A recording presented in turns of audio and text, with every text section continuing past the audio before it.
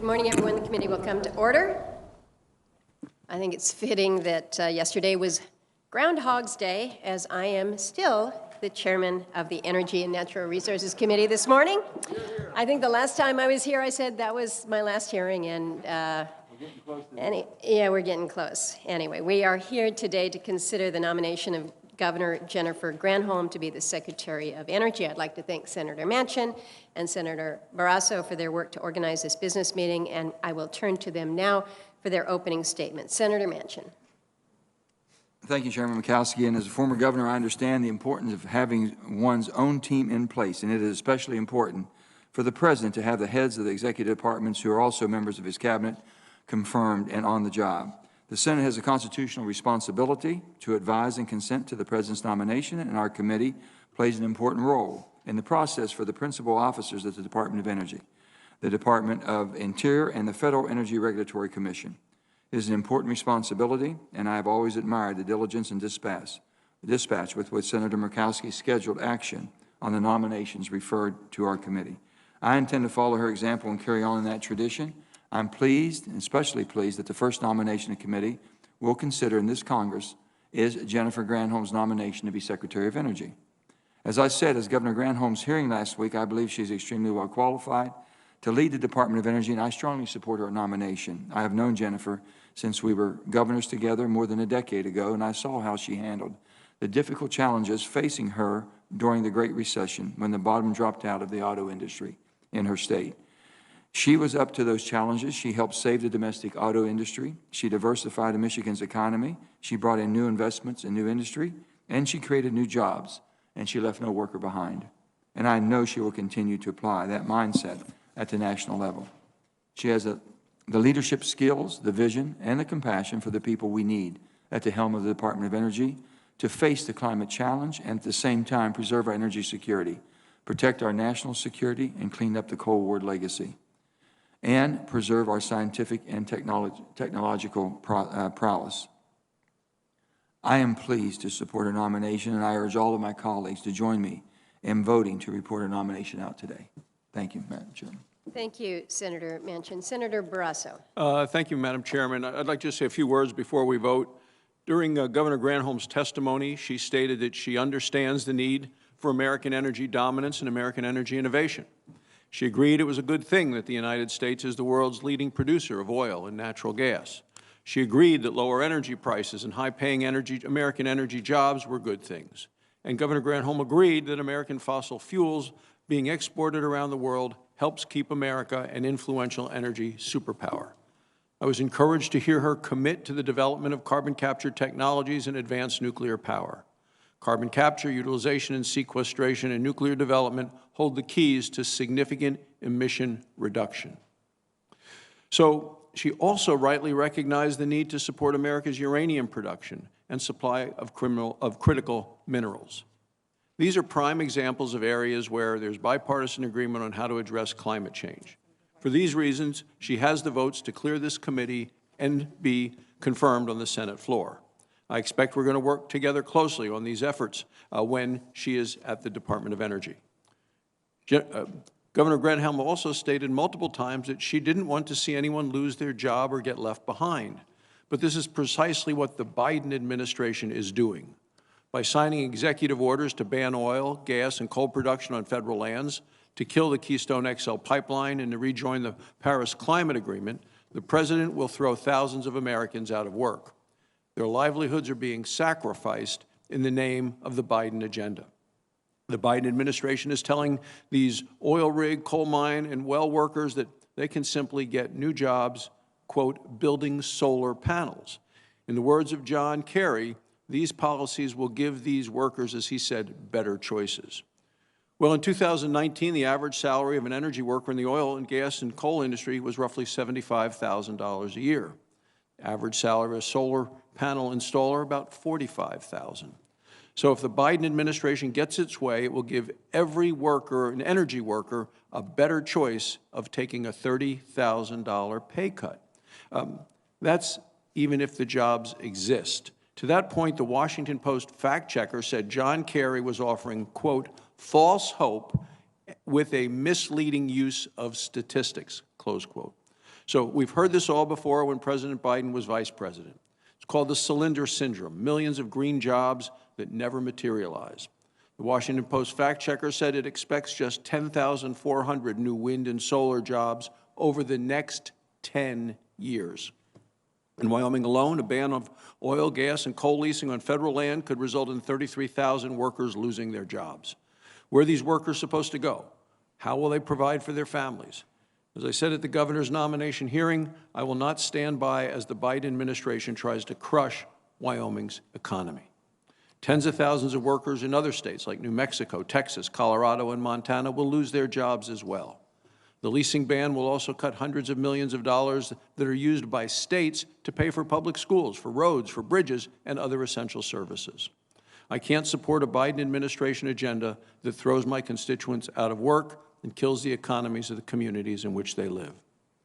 During their first week in office, President Biden and his administration have declared war on American energy. I can in good conscience vote to approve his nominee for Secretary of Energy, and for that reason, I will not support the nomination. Senator Barrasso. Other members wishing to speak, I would note we do have a quorum, so we can move to proceed to the vote, but if members wish to provide comments prior to, Senator Stabenow.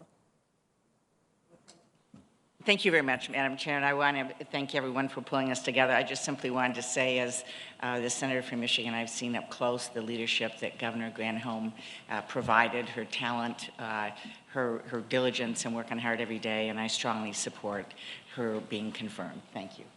Thank you. Other members who wish to make comments. Senator Lee. Thank you, Madam Chair.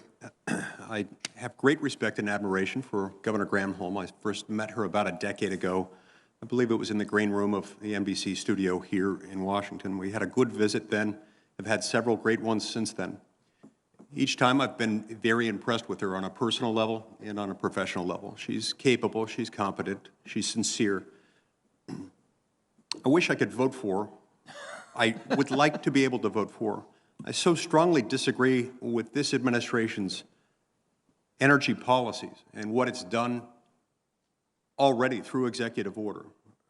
By taking actions that in my state are already resulting in dire economic consequences. I not only hoped but intended to vote for her before these executive actions were taken. For reasons stated by Senator Barrasso, I can't in good conscience confirm her to this position, knowing that that's the approach this administration is taking. By executive fiat, they are jeopardizing American energy independence and security, and they're devastating much of Utah's economy. I can't support that and will reluctantly vote against her. Other comments, other members? Seeing none, then, I'd like to proceed to a vote on the one item on today's agenda. The agenda was circulated previously. We have a reporting quorum of 11 members present. We'll now move to a roll call vote on the nomination of Jennifer Granholm to be Secretary of Energy. The question is on the nomination of Ms. Granholm, and the clerk will call the roll. Ms. Murkowski. Aye. Mr. Barrasso. No. Mr. Risch. Yes by proxy? Mr. Lee. No. Mr. Daines. Aye. Mr. Cassidy. No by proxy? Mrs. Hyde-Smith. No. Mr. Hoven. Aye. Mr. Manchin. Aye. Mr. Wyden. Aye by proxy. Mrs. Cantwell.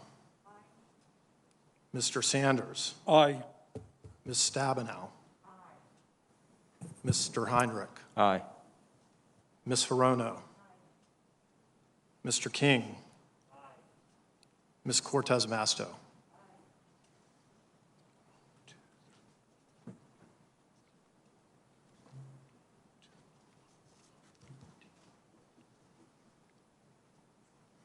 On this vote, the ayes are 13, the nays are 4. The nomination is agreed to. The ayes have it. The nomination is ordered reported favorably. Any other comments that members would choose to make at this time? With that, the business meeting is concluded. We can move now to the hearing that is scheduled this morning, and I will turn to Senator Manchin. Thank you, Madam Chair.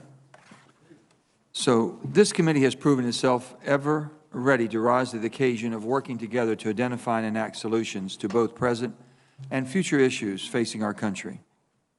As chairman, I am committed to continuing these traditions and working with all of my colleagues on the issues that are important to their states and to our nation. Climate change is one of those issues, critical not only to our states and our nation, but to every country around the world. To address climate change, we must face it head-on on a global scale and in every sector of our economy. No doubt we will all have differing views on the best way to do that. But first, I believe we must begin with a common understanding of where we stand today and what got us here. I have long said that you're entitled to your own opinions, but not your own facts. And it is in that spirit that I wanted our first hearing of this new Congress to focus on setting a baseline of global climate facts from which the Commission can build on as we advance climate solutions. In 2019, a few of my colleagues and I visited the Arctic, where we met with several leaders. And in each country we visited, we saw the impact of climate change firsthand and heard from those leaders that it was a matter of survival, not of partisan politics. I will ad lib here. When we had been in Ottawa, the United States was the only state, was the only country, United States was the only country of all the Arctic nations that basically used climate as a political divide. They all came to a conclusion, John. We were all there, so we were, and it was a great codel that we had with our chairman, our former chairman, almost, maybe. This committee has shown the ability to rise above that, and as evidenced by the recent enactment of the Energy Act, all of the above energy innovation package with provisions sponsored by almost 70 senators last year. It is abundantly clear that the dwelling on partisan rhetoric shuts down debate, collaboration, and progress. And as we look for ways to heal the division in our own country, I believe that one way for us to overcome our differences of opinion is by first grounding ourselves in the facts, which will serve as a guide going forward. Before hearing from our panel today, there is one fact that I would like to serve as our starting point, and that is climate change is real and largely linked to human activity. Scientists around the world, including in our own national laboratories, are researching many aspects of climate change, and the scientific record is convincing and growing. This year, excuse me.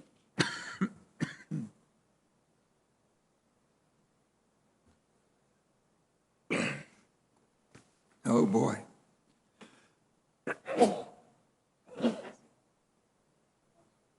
I just got tested.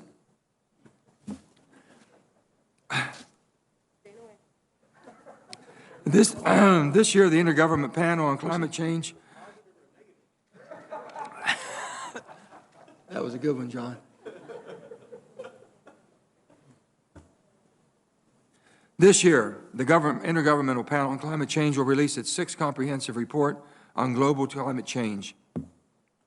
And I look forward to learning the new findings. We also have an immense amount of energy data on our fingertips, thanks to the incredible work of the U.S. Energy Information Administration and the international organizations like the International Energy Agency. A snapshot of that data shows that in the past 10 to 15 years, the United States has seen major transition in energy markets, and we'll be leaving these two panels up here for you all to kind of view. The cost of natural gas has been cut in half from 2010 to 2020, and the cost of wind has fallen by 70%, and the cost of solar has fallen by 90%. When paired with increasing energy efficiency, this has led to a rapidly changing electric power grid system that is much less carbon intensive, but in which coal-powered plant retirements have devastated communities across my home state of West Virginia, along with many traditional energy-producing states represented on this committee. That raises 2 points that we must recognize about fossil fuels. In the domestic context, the energy transition has increased hardships in the areas of the United States that have powered our nation for decades by mining its coal, producing its fuel, and generating its electricity. In our energy mix, as our energy mix has changed, concern about the impacts on these traditional energy communities has and will remain front of mind for many of our members.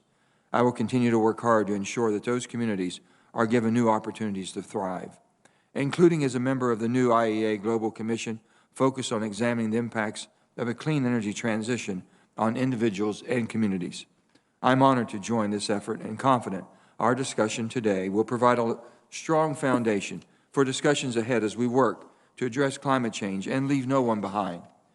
We must also recognize that although fossil fuel consumption is dropping in the U.S. power grid, the global trends in fossil fuel use should make us all recognize that fossil fuels aren't going anywhere anytime soon, particularly in countries that are seeking to expand access to electricity and energy in order to address poverty.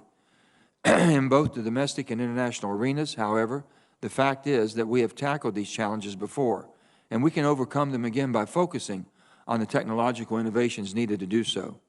Following the Clean Air Act amendments in 1990, electric utilities across the United States developed and adopted equipment that aided their compliance with the new laws to reduce or eliminate SOx and NOx and particulate matter. By outlining the facts about our pollution and developing the technologies needed to manage it, utilities were able to adapt, improve public health, and maintain jobs, all at a lower cost than what was initially projected. This provides one principle for our committee's work going forward: the power of innovation, combined with keeping all of our options on the table, will help us create high-quality jobs, reach our environmental goals, and do so cost-effectively. I also think it applies in the global arena as we look to lead the world on tackling the climate challenge. We must remember that the rest of the world isn't necessarily ready to follow the same pathway as we do. By pursuing an all-above energy policy and a broad array of emissions, including reducing technologies, we can simultaneously build our technology export opportunities and diplomatically relationships with those countries who choose to utilize their own fossil resources. Today's panel includes experts that bring domestic as well as global perspectives, including Dr. Birol, the Executive Director of the International Energy Agency, Dr. Richard Newell, the President and CEO of Resources for the Future, Dr. Angel Su, an Assistant Professor at the University of North Carolina, Dr. Scott Tinker, the Director of the Bureau of Economic Geology at the University of Texas, and Mr. Mark Mills, a Senior Fellow at the Manhattan Institute. I would like to welcome all of you to the committee for this important retrospective discussion that will set the scene for forward-looking solutions. I look forward to hearing about this discussion and the trends and current state of play in global and domestic energy markets, technologies, policies, and emission reductions.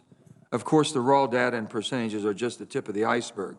Below the surface, the changes we've seen were being driven by innovation, policy, markets, and incentives. This discussion will serve an important role in setting a baseline of common facts and a historical perspective for this committee from which we identify the common challenges and opportunities and move quickly to address them. With that, I'm going to turn it over to Senator Barrasso for his opening statement.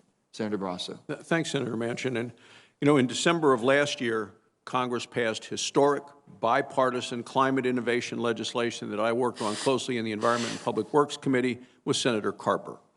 This was the most significant greenhouse gas reduction bill to be signed into law in well over a decade.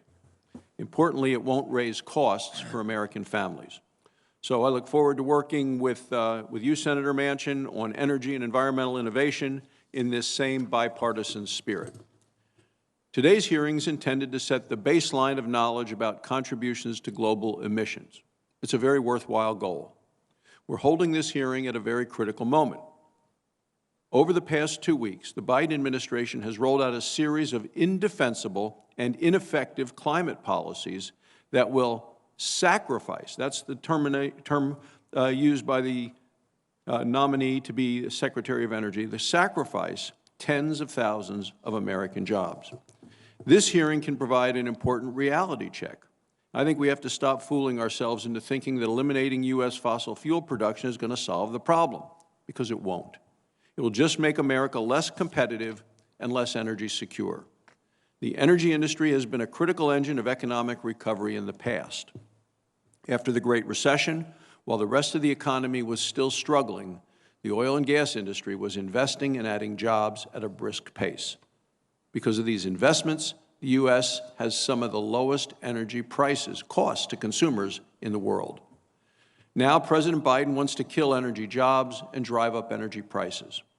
Undermining America's energy security will not solve climate change. It's unrealistic to expect that China, India, and Russia, and many other large emitters will stop using fossil fuels. It's just unrealistic. They know the importance of affordable energy to their own economies. Eliminating U.S. fossil fuels isn't going to change any of that. As data from the International Energy Agency has shown, the U.S. has become a significantly smaller source of carbon dioxide emissions worldwide. U.S. emissions now account for just 14% of the global total. Well, that's down from 25% just 20 years ago. Over that same period of time, the share of total emissions from China jumped from 13% of the world's carbon emissions all the way up to nearly 30%, from 13 to 30% of the world's carbon emissions due to China. And it's not just China. Emerging economies like India, Brazil, South Africa, and others are all increasing energy use as they develop and grow in population. The International Energy Agency expects that by the year 2030, energy use in these and other developing countries will jump by almost 20%. With almost 1 billion people still lacking access to electricity around the world, addressing climate change isn't a priority for just developing countries, especially if it hampers their economic development. They do not consider it a priority in their effort for economic development. Affordable, reliable, and scalable energy are the keys to reducing energy poverty, to improving human welfare, and to powering economic growth. These trends means we have to focus on practical solutions. And its most fundamental level, reducing greenhouse gas emissions is a technology challenge. Instead of raising the cost of traditional energy sources, we should work to lower the cost of alternate technologies like carbon capture and advanced nuclear reactors. Until that happens, traditional fuels are going to continue to capture the lion's share of global energy demand. An approach based on innovation plays to our strength in America. American innovation is the key to reducing global emissions, and our goal should be to encourage, support that process and that progress. Thank you, Mr. Chairman. Thank you, Senator. Now we're going to turn to our witnesses, and our first witness will be Dr. Birol. Doctor, thank you so much. Thank you very much, Senator Manchin.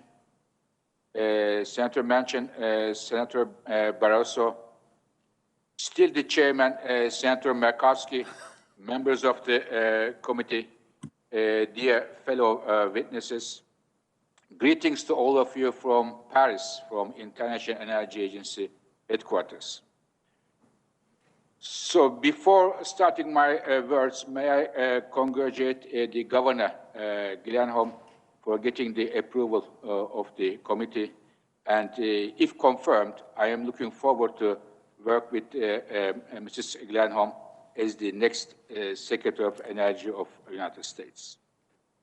And also, many thanks to Senator Manchin for agreeing to be a member of our Global Commission on People-Centered Clean Energy Transition.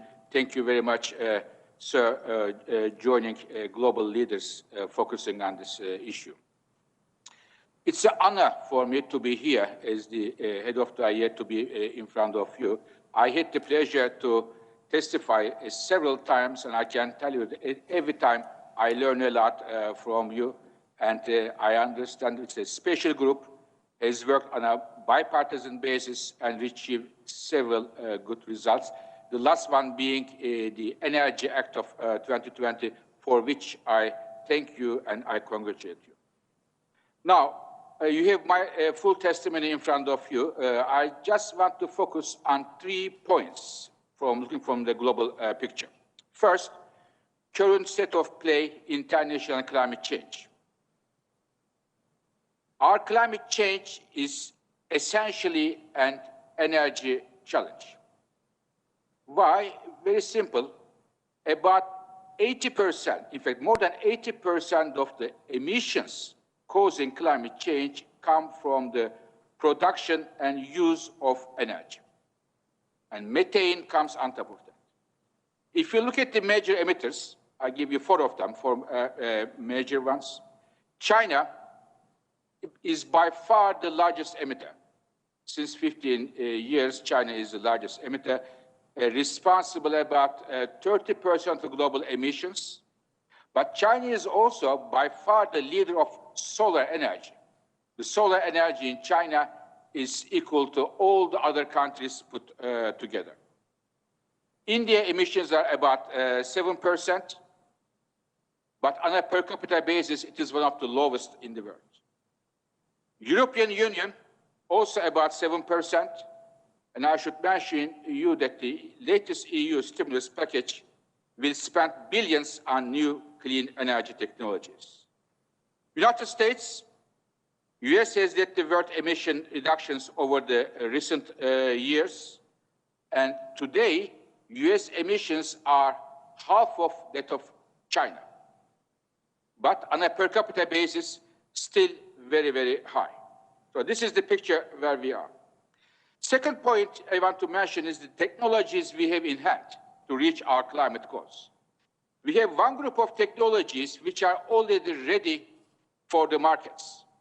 Solar, wind, onshore wind, offshore wind, hydropower, geothermal, nuclear power, they are ready for the markets.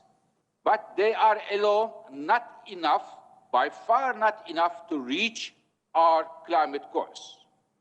Innovation, as the Senator Barrasso mentioned, is the key word here, and the innovation in the carbon capture and storage in the industry, hydrogen, advanced nuclear, will be critical to reach our climate goals. We have some which are ready, they are not enough, we need innovation, other clean energy technologies being part of our markets. Third point, clean energy transitions will have broader implications. And there are some challenges. I want to highlight only 2 of you. Maybe we can discuss in length in the next minutes to come. The first one is the challenges coming from the critical minerals. Under ambitious climate policies, the energy sector will become a major force in driving demand for copper, lithium, nickel, and cobalt. And we see extreme vulnerability of our global system in the next years to come. It is the reason IEA is preparing a major study to look at the global tensions that can arise from this challenge. Last point I wanted to mention as another broader implication is how the governments will be able to pursue clean energy transition without having major impact on the communities, on the workers. So a smart, well-designed policies will be critical in order to have everybody on board. So these are 2 major implications while we pursue clean energy transitions around the world. Once again, Mr. Chairman, thank you very much for inviting the International Energy Agency. I am looking forward to your questions and the comments of my colleagues. Thank you. Thank you, Dr. Birol. And next we have Dr. Newell for his opening statement.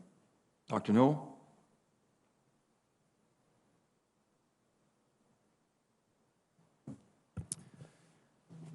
Senator Murkowski, Senator Manchin, Senator Barrasso, distinguished members of the committee, thank you for the opportunity to provide my testimony today. My name is Richard Newell. I'm the President and CEO of Resources for the Future, an independent nonprofit research institution that has informed energy and climate policy for decades.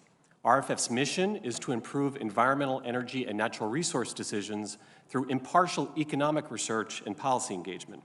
The views I express today are my own and may differ from those of other RFF experts.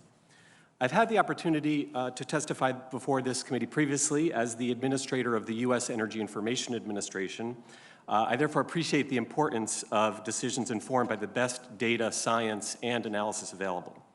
It's my pleasure to be with you here again to speak today about global climate, energy, and emissions trends, particularly from a U.S. perspective. The climate is unquestionably changing, and human activity is the primary driver. Since the Industrial Revolution, humans have released increasing amounts of greenhouse gases to the atmosphere, leading to higher average global temperatures, melting ice caps, sea level rise, and other impacts. The consequences are stark. The average global temperature has already risen by 1 degree Celsius, and regions like Alaska have confronted increases twice that amount. The U.S. is the second largest emitter of greenhouse gases after China, and we remain the largest contributor to cumulative historic greenhouse gas emissions. 83 to 85% of U.S. emissions come from the production and use of energy, particularly from fossil fuel production. Our emissions trajectory hinges on economic growth, improvements in energy efficiency, and shifts to low or zero carbon energy sources. These shifts are driven in turn by three major forces: energy market conditions, technological innovation, and public policy. U.S. greenhouse gas emissions have declined since 2005, primarily due to declining coal-based electricity generation and increasing power from natural gas and renewable power sources. Wind and solar have experienced cost declines of over 70% since 2009 and have benefited from tax credits and other policies. Natural gas power has benefited from low prices due to shale gas innovation. There have also been substantial advances in technologies that can complement intermittent renewables to provide reliable power, such as energy storage, advanced nuclear, advanced geothermal systems, and natural gas with carbon capture.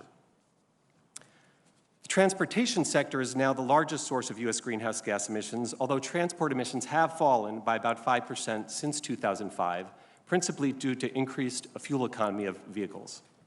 The cost and range of electric passenger vehicles have improved considerably, but aviation, shipping, and long-haul trucking are more difficult to electrify.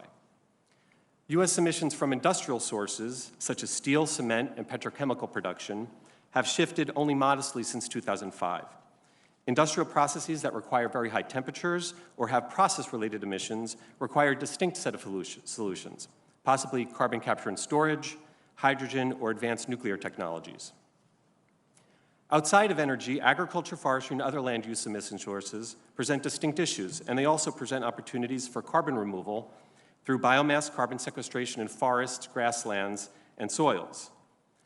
Direct air capture of carbon is also now possible through technological means. Because the energy system is so widespread and complex, reducing emissions will require a broad and inclusive approach to incorporating new technologies. We can't know in advance which technologies will become most competitive, so expanding our solution set makes ambitious strategies more feasible. I'll conclude with three key observations. First, the concentration of greenhouse gases in the atmosphere is increasing rapidly, causing our climate to change. Fossil fuel use is the leading cause, and the U.S. is a major contributor.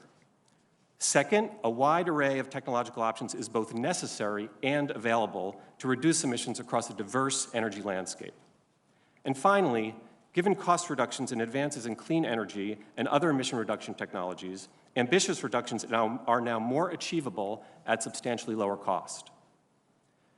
The success of emissions reduction strategies will depend on how well they meet the needs of diverse sectors, incentivize consumers and producers to choose low-emission options, and spur technological innovation. Research shows that incentive-based policies, coupled with targeted innovation support, are the most effective means to align private sector incentives with society's emission reduction goals. Innovation flourishes when accelerating demand for new technology is coupled with robust support for research and development. Senators, I want to thank you again for this opportunity to appear before you. I'll now conclude my remarks and look forward to your questions. Thank you, Dr. Newell. And next we have Dr. Su. Thank you, Senators Manchin and Barrasso, and members of the Committee on Energy and Natural Resources for inviting me here to testify today. It is an absolute honor to be here and share my knowledge on these issues. I am a contributing and lead author to several global climate assessments and director of the Data-Driven Environmental Policy Lab at the University of North Carolina, Chapel Hill. Much of my research has focused on China and its contributions to global climate and energy policy. Maintaining primarily a global perspective, I would like to address 4 points. 1, where we stand today on global climate change. 2, where our existing policies stand in limiting global temperature rise. 3, China's role in combating climate change. And lastly, the potential for subnational actors and the business community to fill climate policy shortfalls. First, starting with the current status of the global climate, the latest climate science literature describes a narrowing window for meaningful climate action to restrict global temperature rise to 1.5 degrees Celsius. As Dr. Newell just said, temperatures have already risen by about 1.1 degrees Celsius. Emissions increased on average around 1% each year over the last decade, with 2019 seeing record high emissions levels predominantly driven by global fossil fuel consumption. Despite the devastating impacts of COVID-19, however, it has been the single largest short-term influencer of greenhouse gas emissions. In 2020, carbon dioxide emissions reductions due to COVID-19 related shutdowns are estimated to be between 7 and 9%. This precipitous drop in emissions has provided now an opportunity for countries like the US to consider post-COVID-19 recovery plans with climate change and energy policy considerations. There is a strong economic case for the transition away from fossil fuels to renewable energy. Costs have continuously declined for renewable energy, and demand has remained robust compared to fossil fuels. For example, in 2020, over 70% of utility-scale power that was added to the US's generation capacity was in the form of renewable energy. Second, in terms of the current policy status, the science is clear that we need to get to zero emissions by 2050 to contain global temperature rise to 1.5 degrees Celsius. Ideally, global emissions should have already peaked in 2020. One analogy that has been used to describe the challenge is that we need emissions now to fall off a cliff. If the world had begun steadily decreasing emissions around 10 years ago, we would only need to have been reducing emissions by 2% per year. Now, global emissions need to decrease by 7% per year until dropping to zero. The reality is that the ambition of national government climate policy efforts are woefully inadequate to stay within our remaining carbon budget. At our current emissions rate, we would deplete the entire remaining carbon budget within the next 10 years. While the data show that countries' track record for addressing climate change has not been adequate, around 127 countries recently have pledged to decarbonize, including China, the world's largest emitter of greenhouse gas emissions. China's President Xi Jinping announced last September at the UN General Assembly that it would commit to become carbon neutral by 2060. This carbon neutrality pledge is significant. If successful, it could cool the planet by about 0.2 to 0.3 degrees Celsius by 2100 on its own. But to meet this carbon neutrality goal, China will need to eliminate coal as part of its energy mix, which in 2018 generated 65% of its electricity. They have a plan to phase it out by 2050 and generate 90% of all electricity from non-fossil sources, including renewables and nuclear energy. To do this will require a 16-fold increase in solar energy, a 9-fold growth in wind power, a 6-fold increase in nuclear, and a doubling of hydroelectricity. China will also need to grow renewable energy investments to around $15 trillion in the next 30 years. It currently already tops global clean energy investments at around $100 billion each year, more than the US and EU combined, and it is a leading manufacturer of wind, solar, and electric vehicle technology. The US and the world can have confidence that China will meet this carbon neutrality target. The country's past record demonstrates that it has met or it has come extremely close to meeting every single energy and environmental target the country has set. It is already on track to overachieve its 2020 and 2030 carbon intensity goals, and independent satellite data confirm that China has achieved significant reductions in air pollution already. Despite the importance of Chinese climate commitments and other existing agreements, however, they still won't get us all the way to net zero. Our research demonstrates that nearly 6,000 cities, states, and regions, and over 1,500 companies' existing climate efforts will lower greenhouse gas emissions by 1.2 to 2 gigatons of carbon dioxide equivalent in 2030. This is additional reduction, and it amounts to roughly 4% of the world's total annual greenhouse gas emissions, as much as Japan and Canada emit in a single year. In the US, these commitments could provide at least half of the reductions needed to meet its Paris pledge. As of October 2020, more than 1,500 businesses, 826 cities, 103 regional governments, including 24 US states, have already made net zero commitments. To end, how national governments design post-COVID-19 economic recovery strategies will largely determine how much global emissions rebound to pre-COVID-19 levels. Global competition and cooperation on clean energy, building on continued progress from some national and business actors, is one vehicle towards our decarbonization goals. Thank you very much, and I look forward to further discussion and your questions. Thank you, Dr. Sue. And now we'll hear from Dr. Tinker.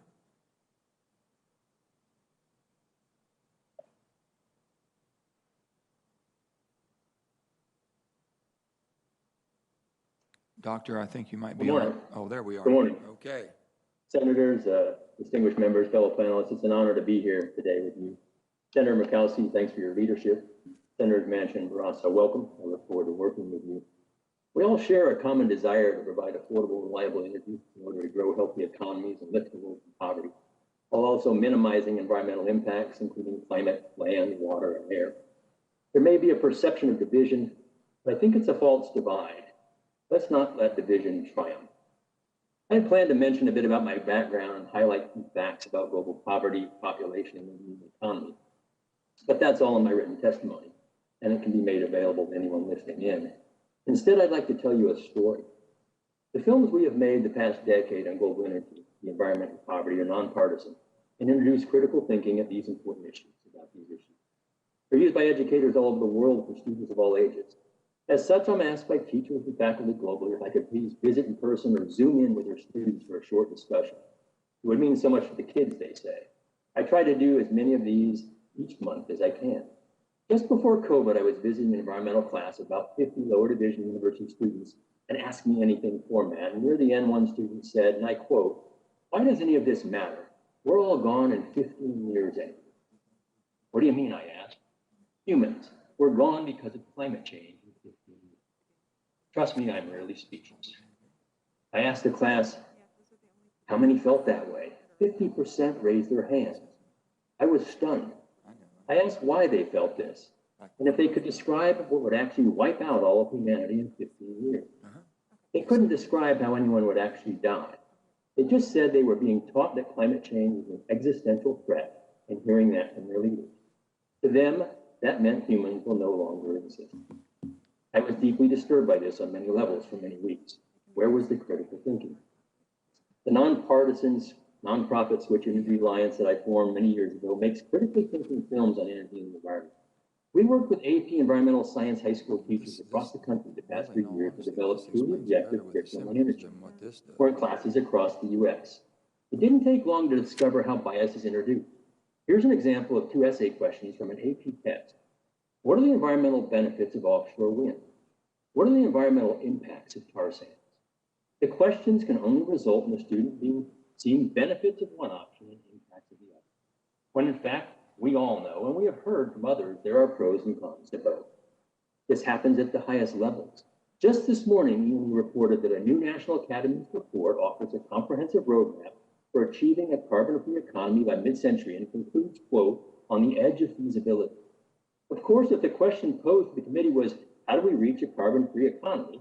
By definition, the report will have to spell that out. Critically thinking would ask, how do we reach a carbon-free economy without damaging the land, water, and local air in the process? In other words, how do we avoid robbing from nature, Paul Peter, to pay climate Paul? I trust we all believe that humans will be here in 15 years, and hopefully well beyond. As such, each of us carries a remarkable burden. We do not want students around the world to feel duped someday when they realize that clean didn't really mean clean.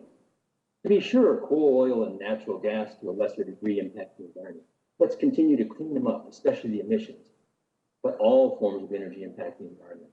As a geoscientist, I'm not against mining, but I know that low-density sources of energy, such as solar, wind, biofuels, and batteries, will require an unprecedented scale of mined, sometimes toxic resources from the earth that must be disposed of when they wear out and they get disposed in the land and the ocean. And although levelized costs of electricity and energy have fallen, the cost of full-scale redundant backup for intermittent energy makes it more expensive for the consumer. Ask California and Germany. It's not clean or renewable or cheaper, it's just different. So let's converge on a plan that provides equitable energy access globally and addresses not only emissions, but all environmental.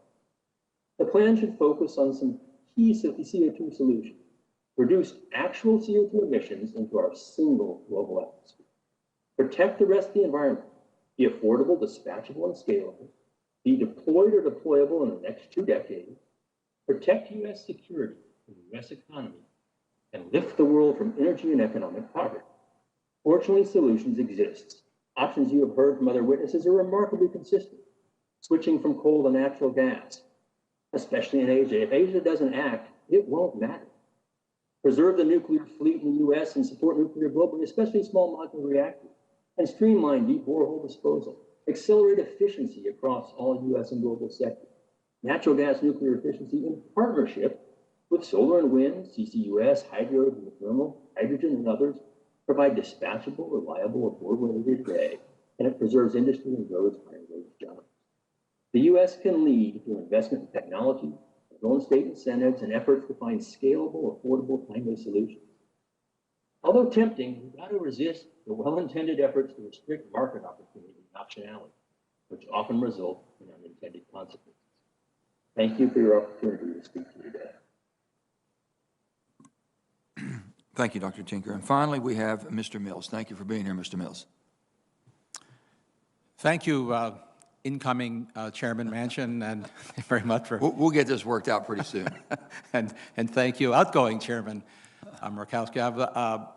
I was tempted to make an allusion to Bill Murray and the movie we all know and love, but thank you for inviting me. It's an honor and a pleasure.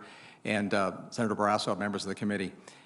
Since the purpose of this hearing is to establish a baseline on the state of affairs regarding carbon dioxide emissions associated with energy, permit me to note 3 basic realities, and each of them have implications for the subject at hand. These are realities, in fact, that help explain why, as the committee's joint staff memorandum notes, that global carbon dioxide emissions continue to increase prior to the pandemic lockdowns, despite massive investments in non-hydrocarbon energy production, both in Europe and the United States and China. First, it's indisputable, and it's a good thing, that the world will use far more wind turbines and solar machines and electric cars in the future. The reason for that, aside from obvious policies encouraging all 3, is anchored in the fact that those technologies are all profoundly better than they were a decade or 2 ago. And given the magnitude of future global energy needs to bring people out of poverty, more options are always better.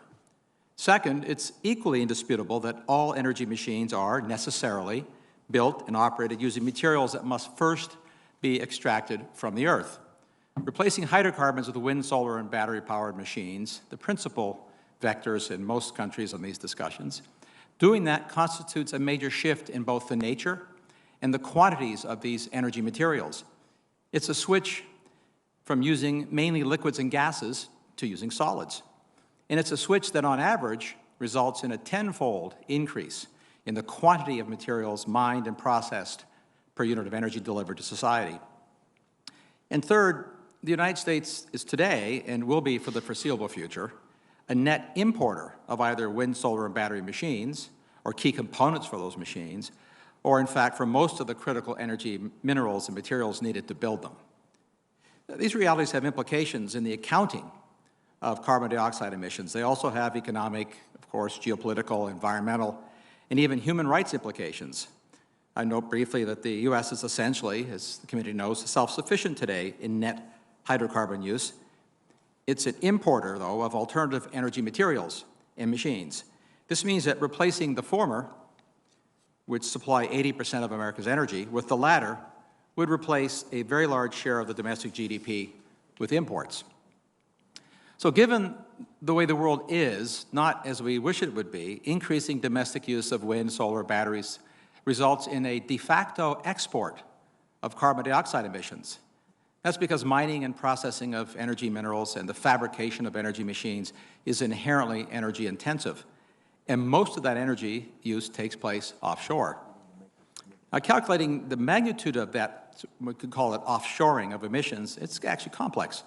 There are some analyses have, for example, looked at the impact of processing battery materials or fabricating battery components in China, which in fact, as the committee may know, is a major, if not the dominant share of such industries. With China's grid that's two-thirds coal-fired, that processing and fabrication leads to a supply chain carbon dioxide emissions that constitute a significant share and can even be the entire share of any emissions that are eliminated by replacing a combustion engine with an electric vehicle in many parts of the United States. In fact, and more broadly, looking at global mining, its oil use for heavy machinery, of course, rivals the total oil use of global aviation, of course, before the great lockdowns. Meanwhile, the path contemplated in the Paris Accord will lead to the greatest acceleration in demand for mining that the world has ever seen. This all points to the need for a realistic supply chain emissions analyses, accounting of the carbon dioxide of where it really comes from and de facto export of carbon dioxide emissions, something that's lacking in the current carbon accounting. It also points, frankly, to an opportunity for the United States to revitalize our domestic mining and mineral processing industries, something I note that China has been focused on for years. I'd like to conclude by noting that there's some irony in the fact that the world is coming full circle to revisit the importance of mining. It's humanity's oldest industrial activity, in fact. Way back in 1934, speaking of baselines, the great American philosopher and technology historian, Lewis Mumford, who was born in Queens, by the way, observed in a seminal book about technology and civilization that the industrialization of mining was a major, and in fact, in his view, it was the primary vector, the primary driver in the creation of modern capital markets, in the organization of labor, and in our understanding of our relationship with the environment. Given green energy plans, I expect we'll be revisiting those lessons in the coming decades. I thank you for the opportunity to testify. Thank you, Mr. Mills. And now we will turn to our chairwoman for her questions. She was just regrouping there, and she's ready. I'm absolutely ready. I was getting ready to go over to help and then come back, but you've given me an You're going to start right out, ma'am. You're still officially our chairperson. I do have to comment, Mr. Mills, your last statement there, or included as part of your last statement, the recognition or the reality that we are switching our vulnerability, if you will, from liquid state to soon solid state. That's something that I think we need to be thinking about, and it's something that this committee has focused on. Senator Manchin and I had our critical minerals bill that we included in the Energy Act, but we know we need to be doing more with that regard, and what you have highlighted here, I think, is very important. And you, Dr. Birol, in your comments mentioned much the same. And again, I want to extend my thanks and my appreciation to Dr. Birol, you and your leadership, the opportunity that I have had to serve as a member of the Global Commission on Energy Efficiency, some of the best practices that we have been able to work through and talk about. I just so appreciate your leadership there. I guess I would direct this question to both Dr. Birol and you, Mr. Mills. We have seen recent executive actions. Senator Barrasso mentioned them earlier when we were taking up the confirmation of Jennifer Granholm for Secretary of Energy. But these actions potentially jeopardize the very future development and production of U.S. fossil fuel resources. So we know U.S. LNG markets, our exports are particularly important for markets in Asia. So the question to you both is, if future U.S. oil and gas exports are no longer available within the broader global market, this reduction in supply is going to be met elsewhere. And so to you, perhaps, Dr. Birol, what countries benefit the most from U.S. oil and gas exports, and where will future supplies then come from if the U.S. cuts its exports? And then following that, Mr. Mills, if you can speak to what a reduction in U.S. oil and gas production really means for the development of the global markets. I appreciate your views on this. Dr. Birol? Very much. Thank you very much, Senator Markowski, once again, and thank you very much for your leadership in addressing one of the critical issues of clean energy, namely energy efficiency, best practices for households, for industry, for transportation sector, with other leaders around the world. Now, if United States production is set to decline, and if there is a still strong demand for oil around the world, the gap will be met mainly by the cheap cost Middle East countries. Having said that, when we look at the current oil demand numbers, as a result of COVID, they went down substantially, and we do not expect that the demand will go there where it was before the COVID in next 3 or 4 years to come. This is on that issue, and there is a huge amount of spare capacity in the markets now, which the markets can make use of. In terms of LNG, the flexible nature of U.S. LNG contributed a lot around the world and brought the price of gas down since last few years. And interestingly enough, the main purchaser of U.S. LNG today is by far China. From an emissions point of view, U.S. LNG, if it replaces coal in Asia, it can lead to significant emission declines, both in terms of CO2 emissions, but also for air pollution. Having said that, the methane emissions are very important here, and it is very important that to note that several customers around the world will soon look at the methane footprint of their gas exporters, and therefore perhaps an important task for the current administration to take note of. Thank you. Appreciate that. Mr. Mills? Thank you, Senator Markowski. I would say first that the IEA has been remarkably honest, and I don't mean this as any surprise or shock, at outlining the realities of where the world's energy markets are going in the near term, both with respect to the demand for critical energy minerals, but also with respect to where oil and gas demand are trending, given the nature of the world. So it's my go-to for, we'll call it, honest analyses at the global level. Your question about what will happen to the U.S. and world development is, I think, a particularly appropriate one. As we know, that demand for oil is not, and in all the forecasts show, it's not going to decline. It's going to go back up to roughly where it was. Who produces that oil? And who's going to produce the natural gas? We know, I would add to the OPEC nations, Russia is the other principal beneficiary, and some other African nations, but principally it's Russia and OPEC. The world divides simplistically into oil and gas, transportation and electric power, roughly speaking. And the United States' role in the transportation markets and the cost for people to get around in cars, we can distill our impact in a very simple way. We in America were essentially responsible for the collapse in world oil prices to the benefit of world consumers who drive and fly. There will be about 1 billion cars added to the world's roads over the coming couple decades. Even if all the existing cars become electric, which is going to be extraordinarily difficult, there will still be an enormous demand for oil. Markets, consumers will want that oil to be cheap. We drove the price down.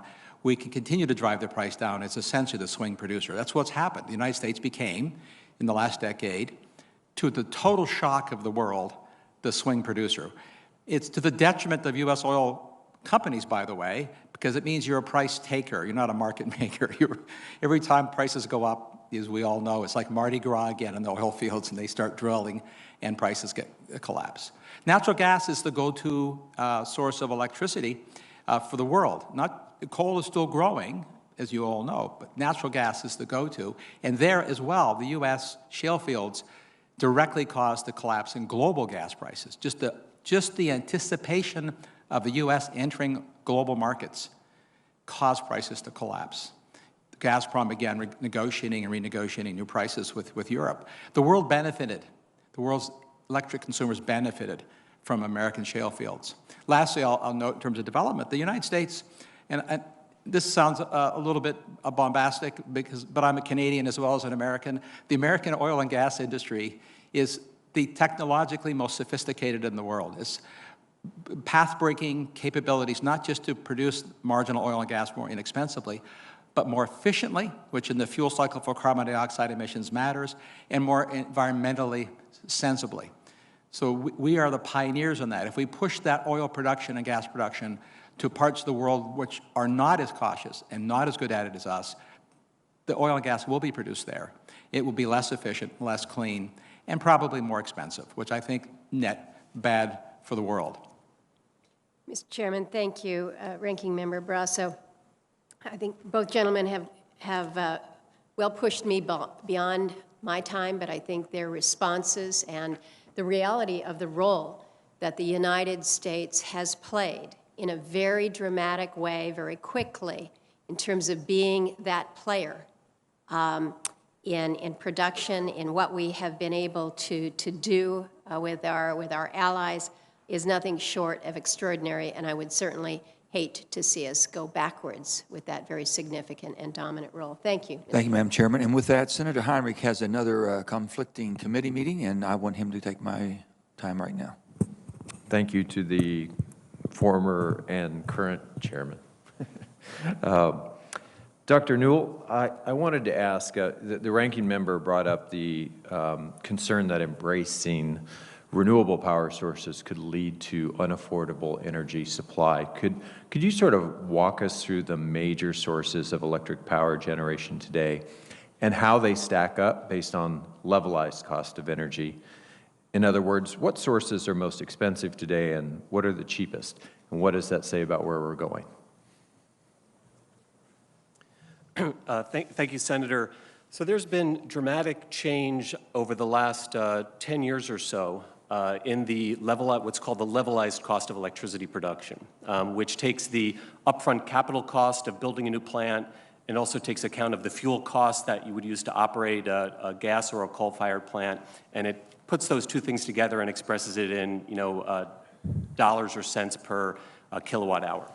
So what we've seen is, as I mentioned in my testimony, a very, very substantial drop in the cost of both wind and solar power since 2009.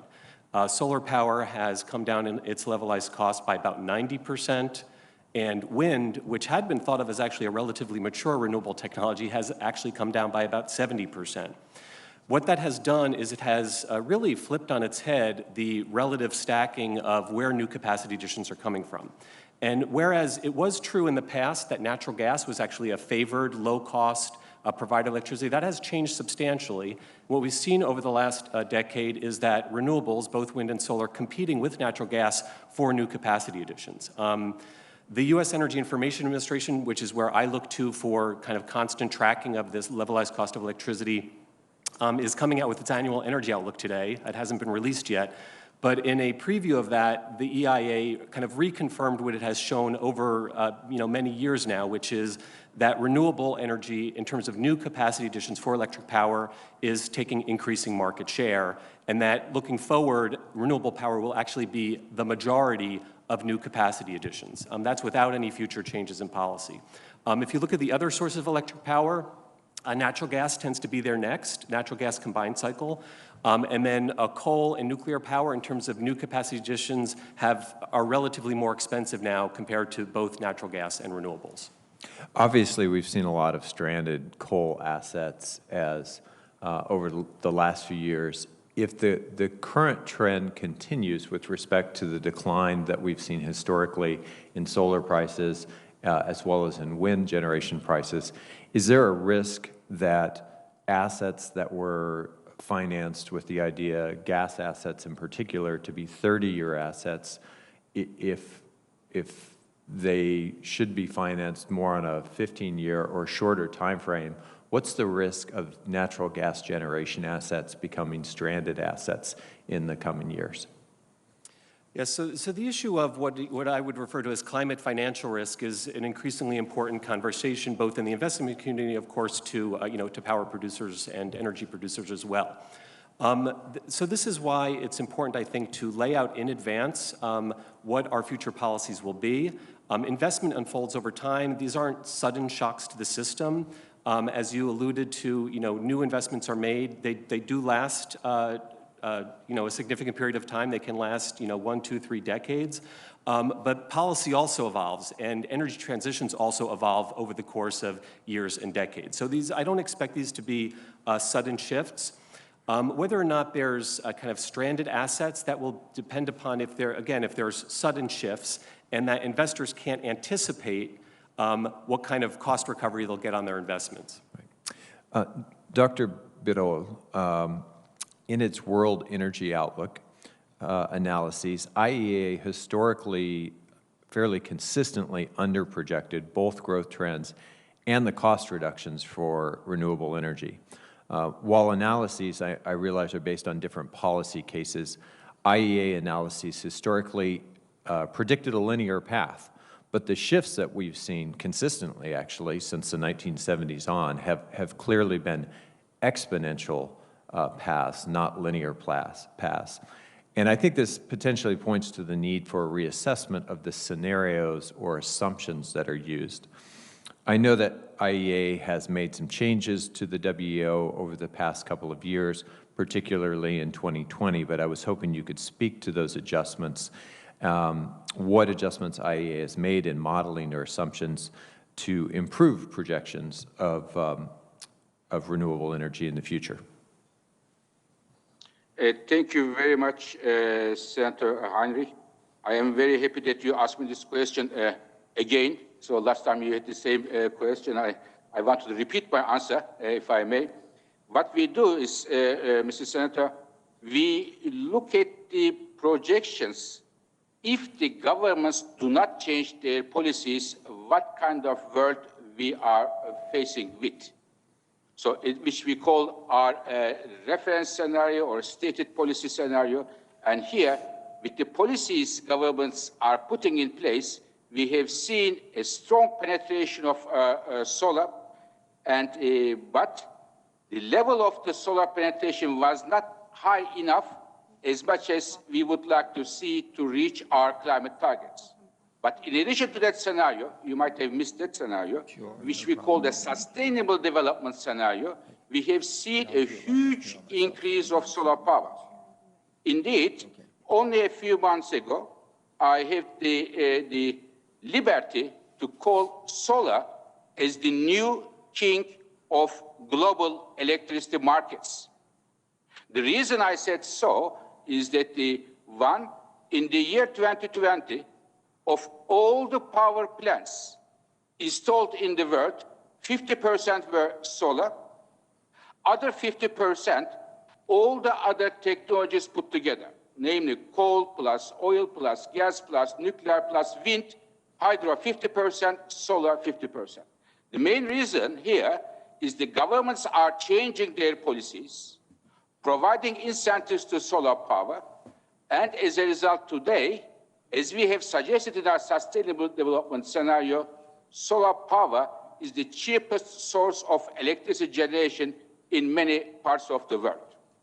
Just for you to note, Mr. Senator, on 18th of May this year, the International Energy Agency will come up world's first roadmap to net zero by 2050. What would be energy sector? What would the energy sector look like if the governments around the world take policies in order to reach net zero emissions by 2050, which I expect that the solar power will get a lion's share of the electricity generation, even much higher than what we said before, which is, I believe, good news for everybody. Thank you, Chairman. thanks, Dr. Birol. Thank you, Senator. Senator Barrasso? Senator Manchin, in terms of time constraints, if you'd like to go next, that'd be just fine with me, and I'm happy to stay. I know you have a conflict a little later. I appreciate it so much, Senator, and I will, and then I'll turn the chair over to you. I think this is to Dr. Su. I want all of you to think about this right now. The Paris Accord, and us entering back into the Paris Accord. And my understanding of the Paris Accord is there's different timetables for different participants. And now with things changing since that started to where we are today, think about where we are and if we should all be on a level playing field. But my question is going to be, can the United States, can China, can all those in the Paris Accord meet the zero net carbon reduction by 2050? And I'll start with Dr. Su because of her deep interest and deep involvement in the China energy market. Dr. Su?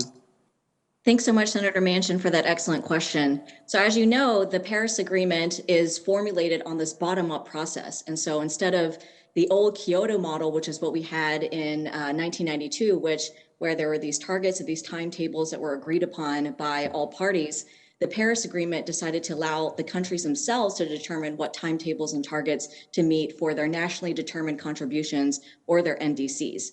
And so what the science dictates, it provides this broad picture of where we need to go as a world in order to hit these targets of containing global temperature rise within 1.5 degrees Celsius. But the countries themselves can then determine what types of target years and commitments on climate change mitigation, adaptation, financing, what those look like. Don't you think, if I may interrupt, I'm so sorry. With your knowledge that you have, especially based with China being one of the greatest emitters, but all of us, if we're on that trajectory to hit that, and China says they can United States make it? Can China make it? And what should we be able to do to make enforcement to other ones? If they're going to say we belong to the Paris Accord, but they're not going to attain any achievements whatsoever in meeting the zero net carbon by 2050, how can we enforce that? So that's a really good point. And I think one of the major criticisms of the Paris Agreement is the fact that it's not legally binding. And so because of that, then it's largely up to country governments themselves to implement laws and legislations and to actually implement those particular policies to meet their goals. I think for China, one area and one reason why I have a lot of optimism, and we can see based on their track record that they will meet their Paris Agreement targets, is the fact that they have adopted their Paris Agreement goals within their 5-year plans. And so it's actually codified into binding laws at the very top level and then implemented at the lower provinces. And so I think we can have really a reasonable assurance that China will actually meet their goals because it's part of their law. And then the 14th 5-year plan, which will be released in the next coming weeks, is also expected to incorporate many of these energy and climate targets for the Paris Agreement to help them achieve their goals. And then also we should be expecting an enhanced ambition Paris Pledge, an NDC, that will also reflect the fact that they have now this longer term 2060 carbon neutrality target. And so it's, but then even still, you're absolutely right that when you look at the climate models and the scenarios, all of these Paris pledges that countries have made do not add up to get us to net zero by 2050. Right. In fact, it's leading to about a 3.6 median degrees Celsius warming world by 2100. And currently we have about a 97% probability that we're going to already overshoot 2 degrees Celsius. So absolutely the targets and the pledges that are put forth in the Paris Agreement are completely inadequate. So that said, I think that's why it's important and why China's net zero commitment, and exactly as Dr. Birol mentioned, many governments are making these net zero pledges. But the bottom line with China is they're keeping their own records. I mean, do we have insight? Are we having to see factual and make sure that we're getting the correct information?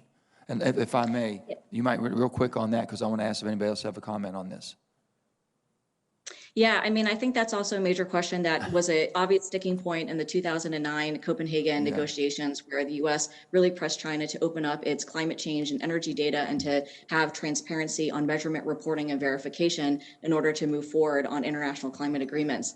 I think one of the points that I want to emphasize is that we don't need to rely necessarily on official Chinese statistics and data to have assurance that they are meeting their climate goals. So for me, as a scientist, I use a lot of satellite remote sensing data from US satellites and also from the EU, for example. Wonderful. And we can observe from space and use that data to see that China actually has been really effective in reducing primarily air pollution and other fossil fuel related. Thank you, Dr. Sue. I'm so sorry, but I've got to see if any of our witnesses would have anything to comment on the Paris Accord, how we hold people accountable. Who's that? Senator, this is Scott Tinker. Can you hear Hey, me? Dr. Tinker, go ahead, please. Thank you. Yeah, I think it's really important here, and I'll try to be very brief, to look at pledges and then look at results.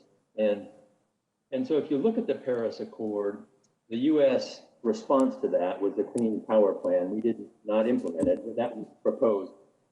We were proposing to reduce by 32% our emissions in the power sector by 2030. We set a self-imposed base year of 2005, which was tied to 2007 in the United States for our highest emissions. We met that goal, that 32% reduction by 2030, non-COVID related, in 2020, 10 years early. So the U.S. reduced 700 million tons of emissions and continues to. How? Replacing coal with natural gas, renewables, solar and wind with state portfolio standards and other things, some efficiency, but also exporting manufacturing, what doesn't count into the single global atmosphere. That's kind of a shell game.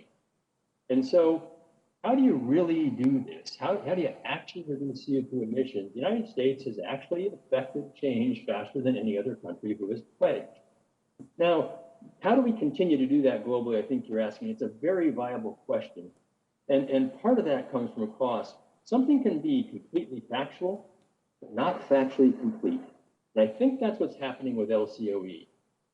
Yes, solar and wind are the fastest growing sources in capacity and rate, but they're just getting started and everything grows exponentially early. In fact, solar and wind since 2005 globally, and this comes from the IEA's own data, which are fantastic, by the way, has provided less than 25% of the growth in global electricity demand, the growth since 2005. In terawatt hours generated, I'm not talking about capacity. The actual generation capacity factors matter. So the other 75% of that growth is satisfied somewhere else. Natural gas was the fastest growing source of global electricity since 1985 by a lot. And there's reasons for that. So I think as we really converge on the scalability of these global solutions, we can't target fuels. We have to look at what actually reduces at scale emissions compared to things that are being done now.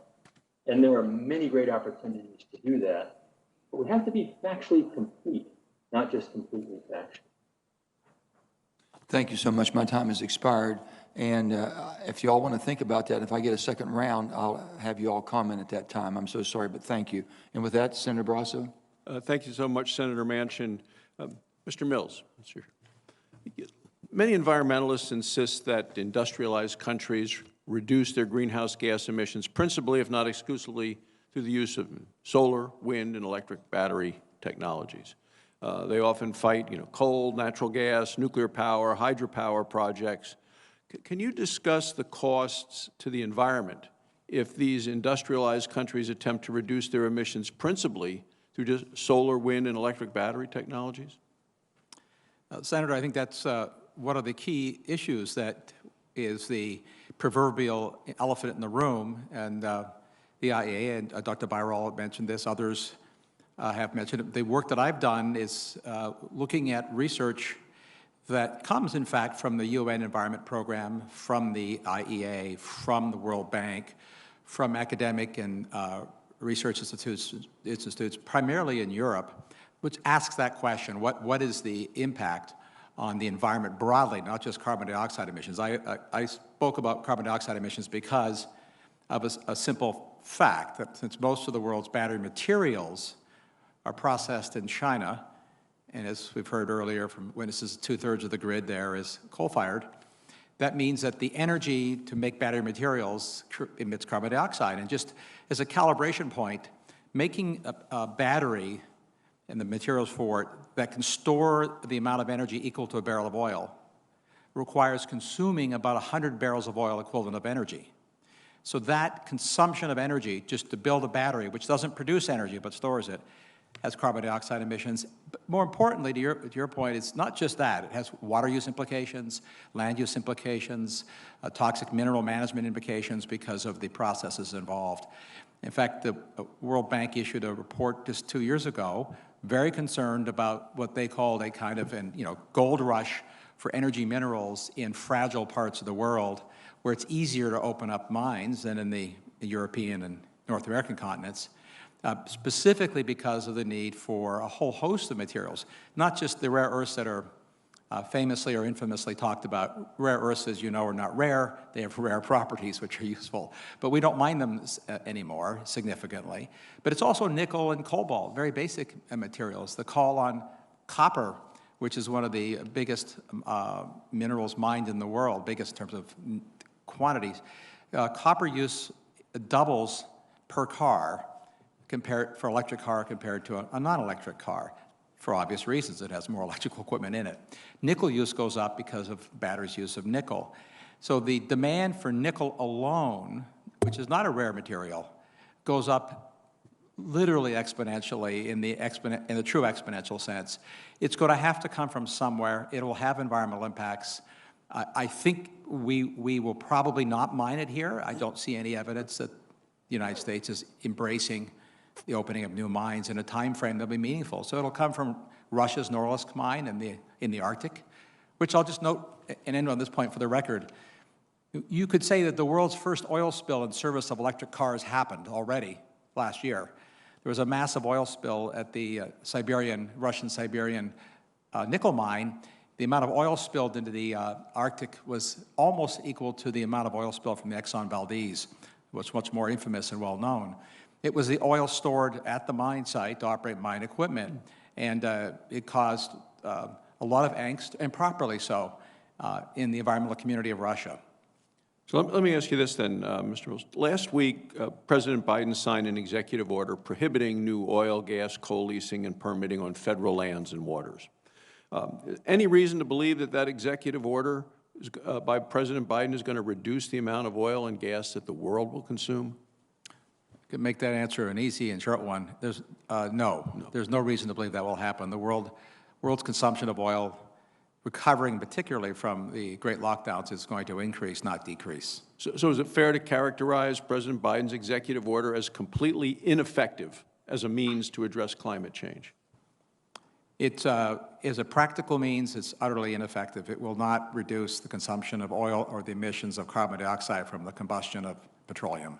So then is it fair to expect that President Biden's executive order is going to outsource American oil and gas production to tens of thousands of American jobs that come with it to foreign countries, including OPEC members in Russia? The short answer is yes, but it also, by increasing the use of batteries here to offset that oil, if it were to be so mandated, we will also export jobs and economic development for that to those nations that make those minerals and materials, as I've outlined. Thank you. One question for Dr. Tinker. U.S. carbon dioxide emissions have been steadily declining since 2007. And the International Energy Agency's most recent forecast expects that U.S. emissions to decline by another 17% by 2030. So other industrialized countries are also expected to reduce their emissions by 2030. However, emissions in countries which have been defined as developing countries, and we can get into the issue whether that's a good definition or not, they're expected to increase over the next 10 years. In some regions of the country, of the world, increased 30% in Southeast Asia, increased 27% in India, increased 14% in Africa. Is it accurate, Dr. Tinker, to say that all of the future growth in global emissions is going to come from these so-called developing countries? It is, but there's a reason for that. I think the United States and Western Europe, we built our fundamental economies on coal and oil for transportation and power generation.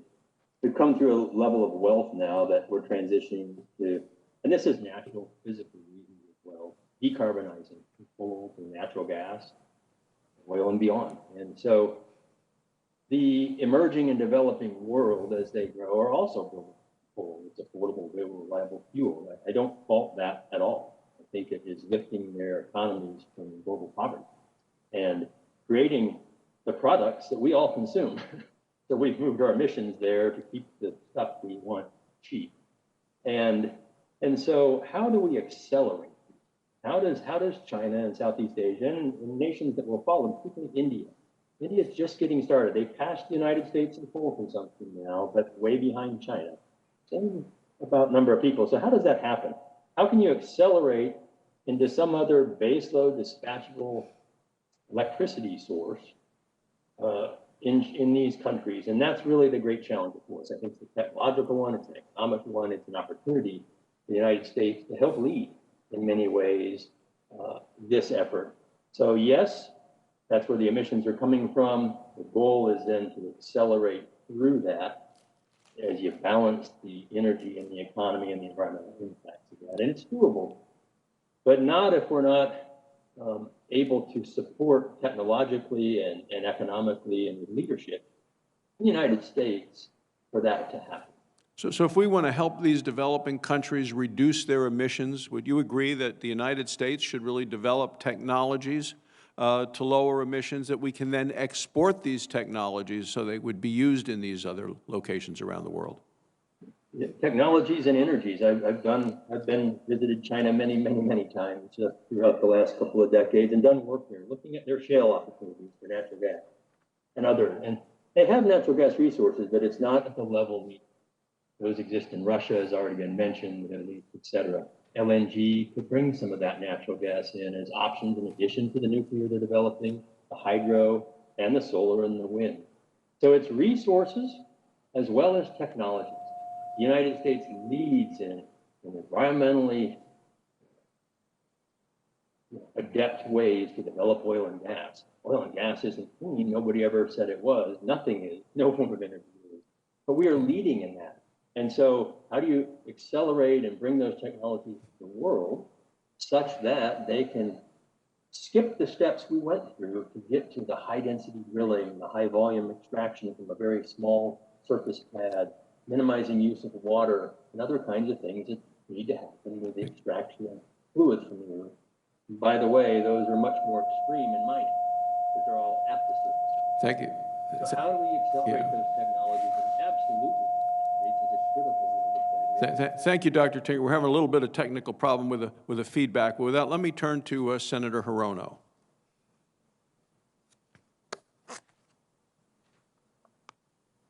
This is for Dr. Birol. In your testimony, you highlight the need for ambitious actions and note that almost half. Could you wait? Give us 1 second. We're having a hard time getting the volume up. I can kind of hear you, but the rest of the folks cannot. Okay. It might be on. Oh, they're telling me it might be on your end. Really? Now it's better. Oh, dear. It's better. Much better. If you get closer to the microphone, perhaps. Please proceed. Shall I start again then? This is for Dr. Birol. In your testimony, you highlight the need for ambitious actions and note that almost half of the emission reductions needed to reach net zero by 2050 will need to come from technologies that have not reached the market today. And you note the importance of American leadership. And as you know, American leadership on clean energy is a priority for President Biden. What kind of ambitious incentives or mandates do you think the U.S. needs to put in place within the next year or two to remain a leader in emission reductions and clean energy technologies? Dr. Birol. Thank you. Thank you very much, Senator Hirono. This is an extremely important fact. In fact, the Senator Manchin asked the Paris question, and this is very much linked to the Paris question, how to reach the emission reductions, huge emission reductions in 2050 to have net zero emissions. Mm-hmm. So we need three things here. One, to make the most out of the existing clean energy technologies. What are those? Renewables, efficiency, nuclear power. These are the key ones. But these are, as you said, Senator Hirona, these are not enough to make the emissions come to net zero by 2050. Right. As our analysis show, the half of these emission reductions need to come from technologies which are not in the market yet. Yes. Therefore, the key word is innovation. What are those? For me, a critical one, perhaps the most critical one, is carbon capture, utilization, and storage. This is an extremely important one, looking at the current energy infrastructure we have around the world. Second, advanced nuclear power. Third, hydrogen. Fourth, the batteries, the advanced batteries. And when I look at the history of the United States, the innovation is in the DNA of the U.S. energy industry. In fact, U.S. industry in general. When we look at the internet, when we look at the chips, United States was at the forefront. So my expectation is United States, not only at home, but internet shows a leadership to push these clean energy technologies, which are not in place yet, but very important for the future.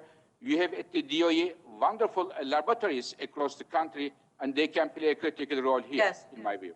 Dr. Birol, the question was, what kind of mandates or incentives? Because I know we're doing things with battery development, for example, but are there ways that we can incentivize the commitment to moving into those innovative areas that you're talking about? But let me just ask one more thing, though. You talk about using existing technologies, and one action that we can take today using technologies that are already on the market is a lower methane emissions, to lower methane emissions from oil and gas wells.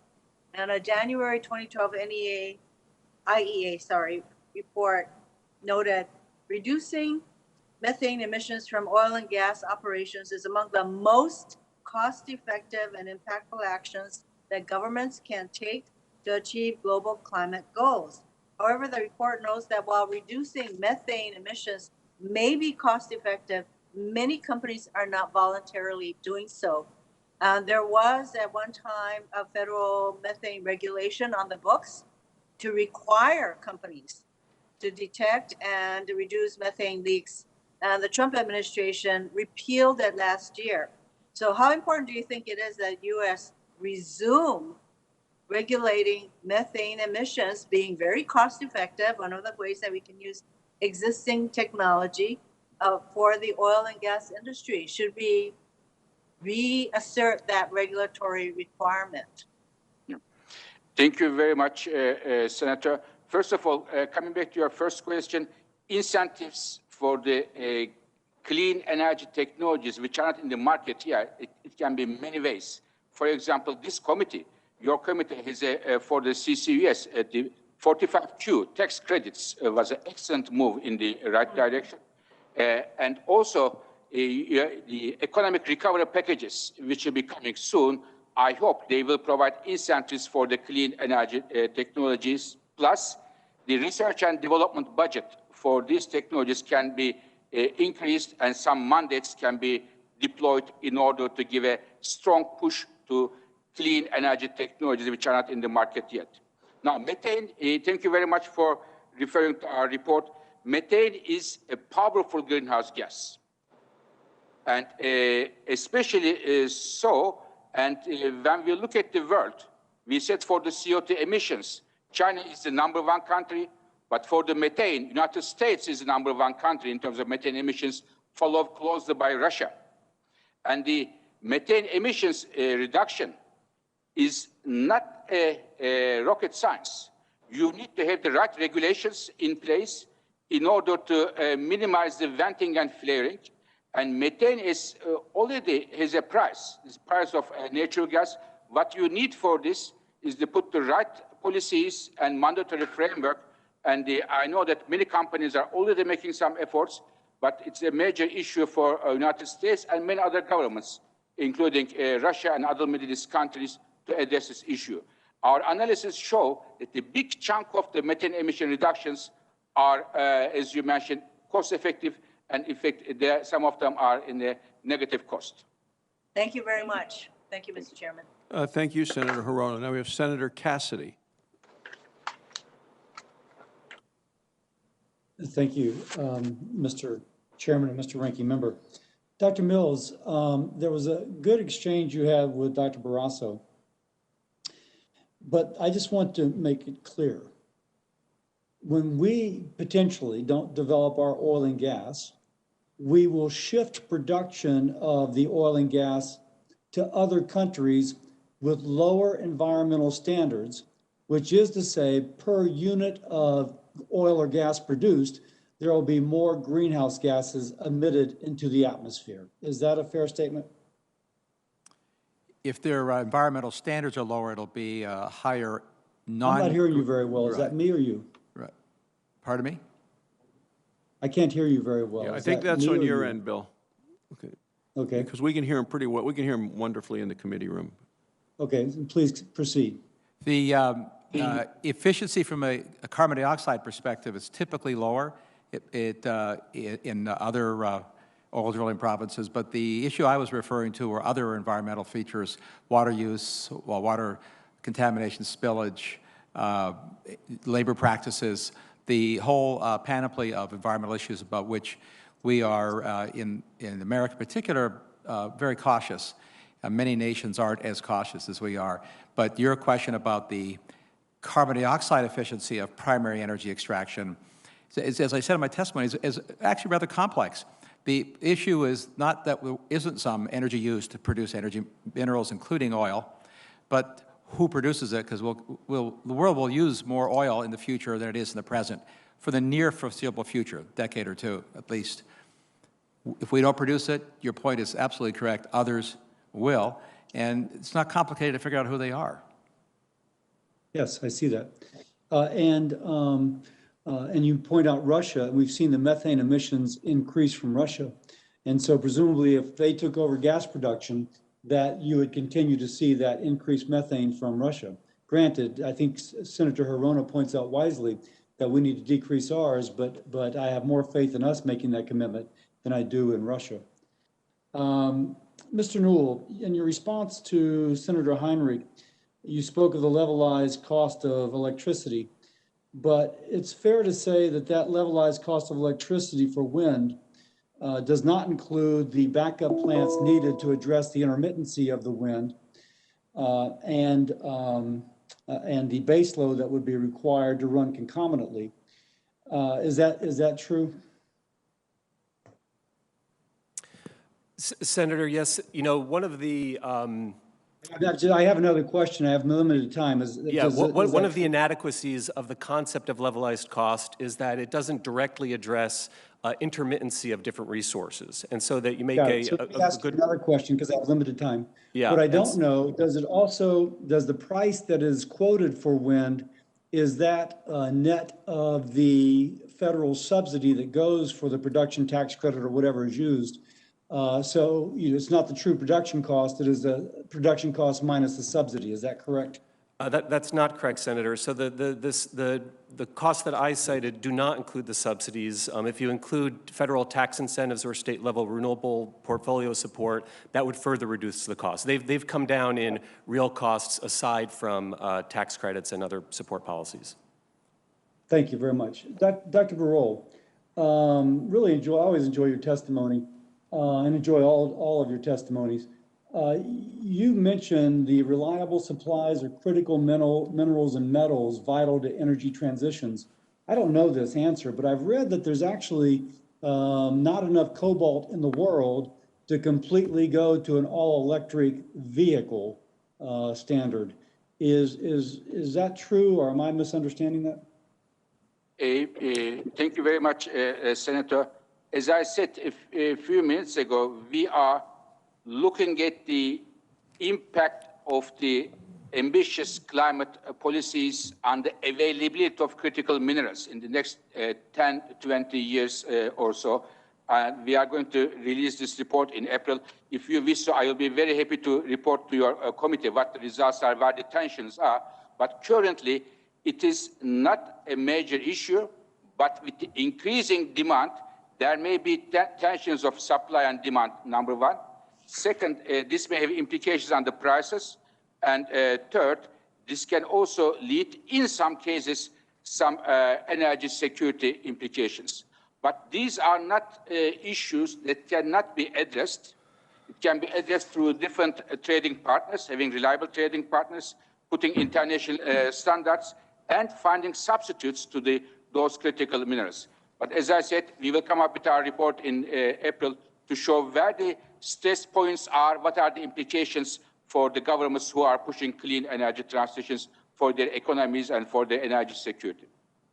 I look forward to that report. Thank you, and I yield back. Thank you. Thank you, Senator. And now we have Senator King.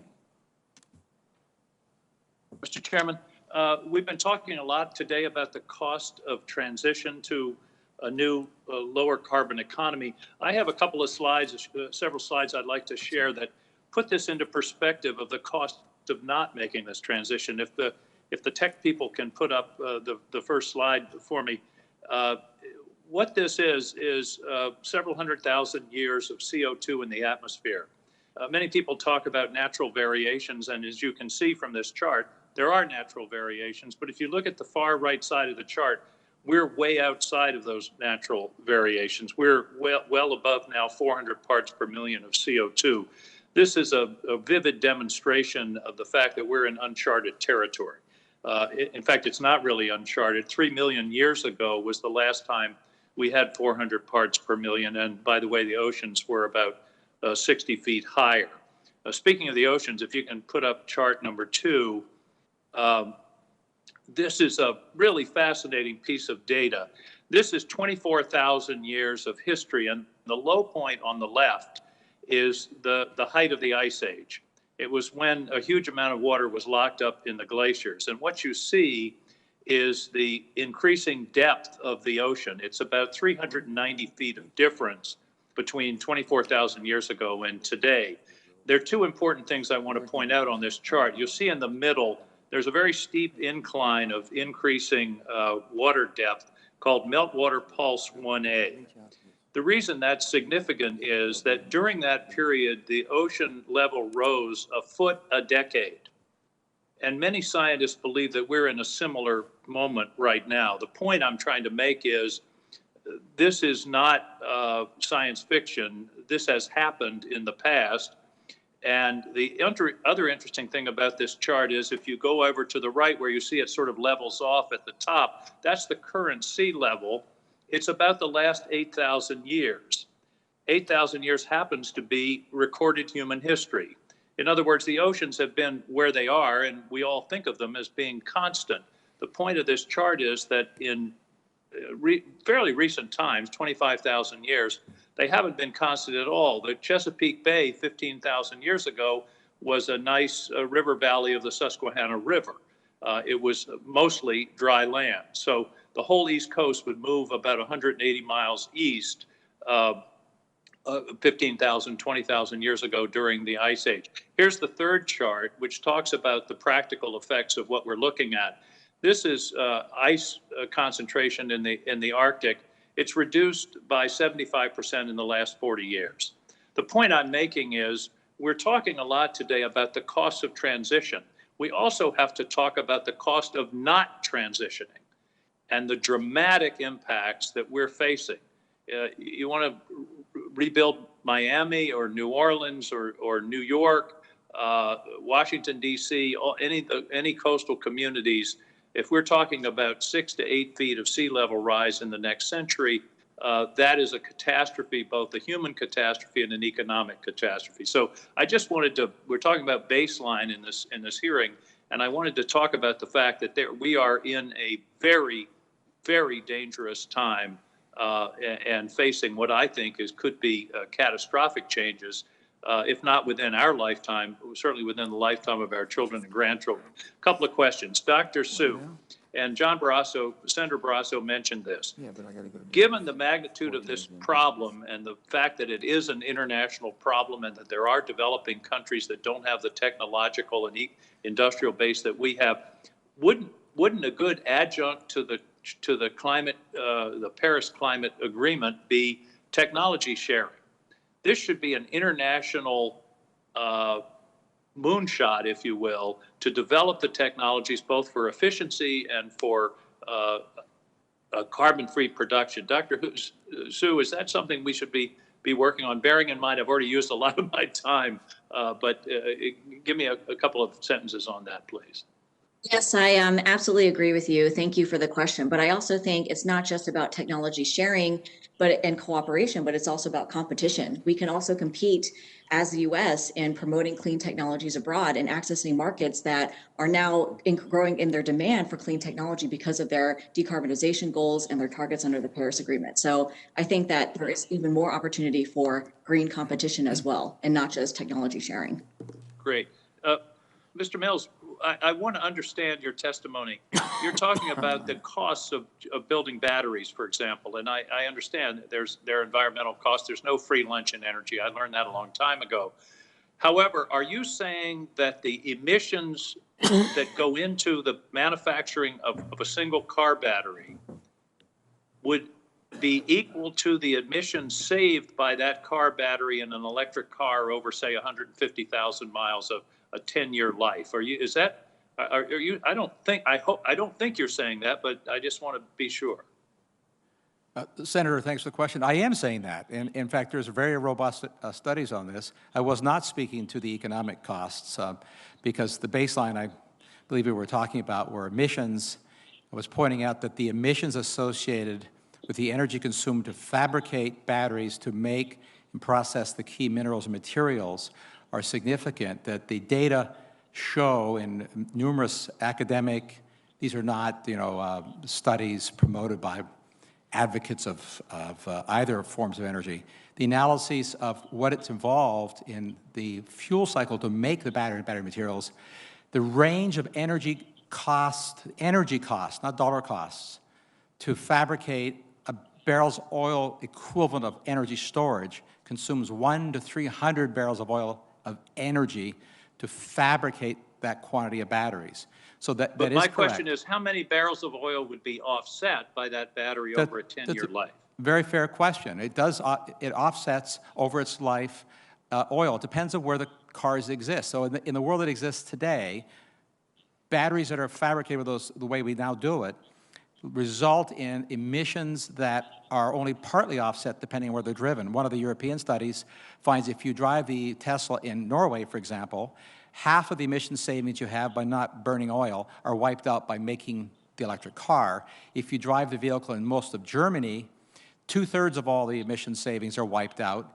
And if you drive it in Poland, obviously they have an electric grid that's coal-fired, then you have net increase in emissions. So yes, I was saying exactly that. That's what needs to be part of the accounting. Well, I'd appreciate if you could supply those studies for the record for the committee. I'd be very interested in following up. Yes, sir. One final comment, not a question. I know my time is up. I want to associate myself with Senator Hirono. The low-hanging fruit of climate change prevention is methane. And most of the methane comes from unregulated oil and gas drilling, whether it's in Russia or here. I think that's an area where we need to lead, but we also could be talking to Russia about some kind of methane treaty, if you will, because it's cost effective. We ought to be doing it, and it's by far the easiest, shortest, and most cost effective way to deal with climate change. So thank you. Thank you, Mr. Chairman. Thank you, Senator.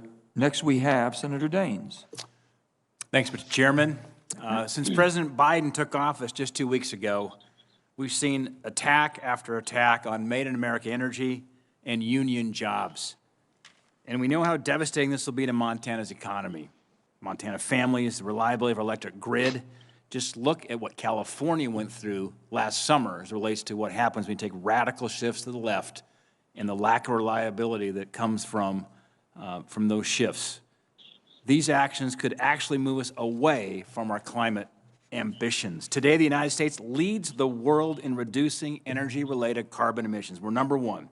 We've achieved this through innovation, not regulation. However, a recent report found that President Biden's ban on federal energy leasing will lead to a 5.5% increase in carbon emissions in the power sector by 2030.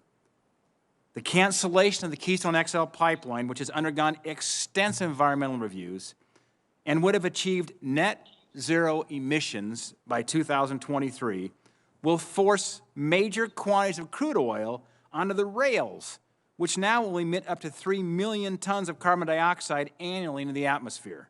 Let me say that again. The cancellation of the Keystone XL pipeline could lead to an increase of 3 million tons of carbon dioxide emissions per year.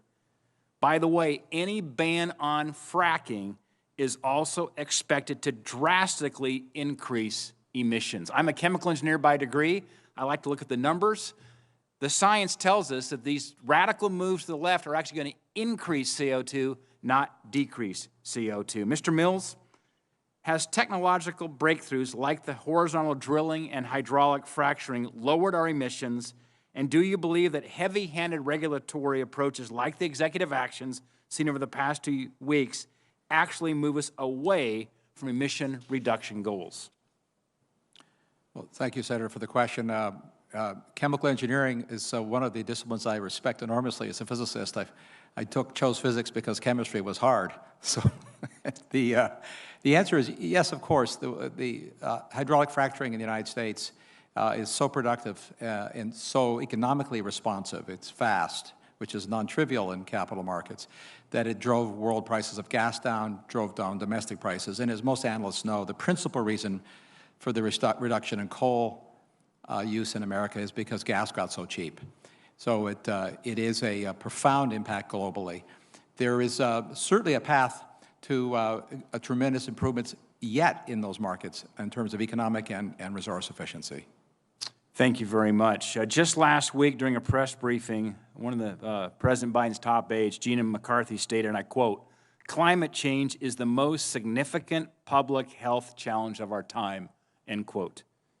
Let me just state the obvious. We're in the midst of a global pandemic, so I'd have to say that's certainly not the case. It was also not the case before the pandemic hit. The greatest indicator of health status is poverty and access to reliable, affordable electricity, which usually provides clean water, that's intrinsically linked to human welfare. The policies initiated over the past 2 weeks, which are being pushed by the left, only compromise energy access and jobs, which will now exacerbate the health and economic crisis that we are in now. They will lead to higher energy costs, higher gas prices for Americans at a time when families are struggling to make ends meet and keep food on the table. As shown by the U.S. reduction in emissions, it is possible to grow our economy and specifically our energy sector while meeting our environmental goals. In fact, in 2019, energy-related emissions fell by 2.6% in the U.S. Meanwhile, China increased their emissions by nearly twice as much. Dr. Birol, can you speak to how U.S. carbon emission reductions compare to countries like China and India? Thank you, Mr. Senator. You are right. In fact, in the last decade or so, U.S. emissions declined significantly, mainly as a result of natural gas replacing coal, but also big push of renewables, solar and wind. These were the two main reasons. And today, U.S. emissions are half of that of China globally. China is about 30% of the global emissions, United States 14%. Having said that, if you look at it, because people look at the emissions indicators from different angles, the U.S. per capita emissions is one of the highest in the world, much higher than China. And I would like to say that I also see, I like very much Mr. King's graphs, what would happen if we don't act. In addition to those, the implications on the climate change, I can tell you that if U.S. do not act, push the clean energy transitions, U.S. industry, U.S. technology may be well beyond the curve. Others are moving. It's not only a policy, but also market-driven transition. Therefore, U.S. has been always the leader of innovation, new technologies, and I believe while U.S. preserve its important strongholds in the global energy markets, pushing innovation would be also an economic idea, in addition to playing an important role responsibly as a leader of the international community. Thank you, Dr. Birol. I'm out of time, but let me just say this. In Montana, we have the nation's largest reserve of recoverable coal and large-scale coal plants. We are uniquely positioned in Montana, speaking of innovation, to be a leader in carbon capture research and development. 35% of carbon emissions reductions have already been achieved these high-efficiency, low-emissions coal plants. So I'm all about innovation. We've got some great ways we can do that in Montana. Mr. Chairman, thank you. Thank you, Senator. And now we have Senator Cortez Masto. Thank you, Mr. Chairman. Thank you for this conversation. This has been a fantastic conversation. And as always, I always learn something from my good friend and senator from Maine, Senator King, who I always enjoy listening to and his questions. But he nailed it for me, and this is why I think it's so important to have this discussion. I have been hearing the discussion here about the cost of transition versus the cost of not transitioning, but we have not talked about the benefits of transitioning. Here has been my concern all along as I sit in for the last 4 years as the Senate is, I have watched China take advantage economically over the United States and other countries, and they're still pursuing that. They are investing billions of dollars. This is an area we now, as the United States, when it comes to clean technology, have the ability to lead if we actually invest in the research, the development, and the deployment. Because whoever can lead in this clean technology, whatever country has the best technology, is going to have a better economic advantage moving forward. And we are transitioning no matter what anybody says. So I'm going to stop preaching. But let me just say this, and I'm going to ask both Dr. Su and Dr. Birol. Part of the conversation that I think is important for the Paris Agreement is not whether there's enforcement, not whether we can ensure, their carbon reduction. It is the fact that we are trying to achieve a goal here and incentivizing all of our states, all of our private sector, all of our government to work together to go down the path towards this clean energy and develop this new technology, because this will create jobs. This will give us an economic advantage, and other countries will want to be understand it as well, or possibly be able to engage in that. Is that correct? What are the benefits for us entering into the Paris Agreement? And Dr. Su, let me ask you. It's a great question, and thank you so much, Senator, for asking it. You're absolutely right. If we look at China 2 decades ago, it basically didn't even have a clean energy sector to really speak of.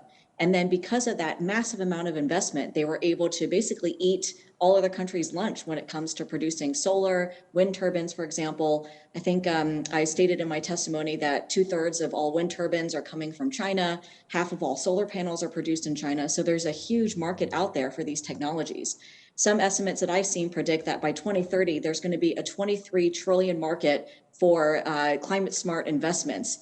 And this will just continue to grow as countries, exactly as you said, work to meet the goals of the Paris Agreement. So yeah, I think absolutely by sticking to these old fossil fuel-based industries that our economy has relied on to achieve the emissions reductions in the past decade, I think it's short-sighted. I think the world is moving in the direction of decarbonization, and if the U.S. doesn't act quickly and decisively enough, they're going to miss that opportunity.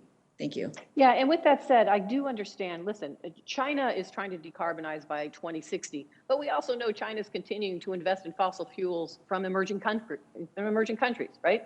So we know that the emerging countries right now are challenged, and they're going to be transitioning, but right now they're looking for the lowest cost. So it does make sense for us to work to figure out how we develop this technology for carbon capture, utilization, and storage, and how we address the methane gas, because it's not going to go away anytime soon, nor should we look to put people out of work, right? We want to transition to the jobs. We want to transition to the technology, the jobs of the future, and transition those skills along the way. Everybody should be employed. With that said, let me ask Dr. Birol, for purposes of the Paris Agreement, you talked a little bit about the benefits of it, renewables, efficiency, nuclear power, advanced nuclear power. And you talked a little bit about incentives that the United States can engage in, including tax credits, as well as research, development, and deployment. What else should we be doing to ensure that we are incentivizing across the states in this space to develop the technology that's necessary for this clean energy? I think, if I may, Madam Senator, combining this question with your wonderful comments about the competition is very important here between the countries to develop the clean energy technologies. One lesson for the United States from history. We all agree today that the solar is one of the cheapest source of electricity generation. And it was the United States which put between 1975 and 2000 US federal government subsidies about $3 billion in order to bring the cost of solar down.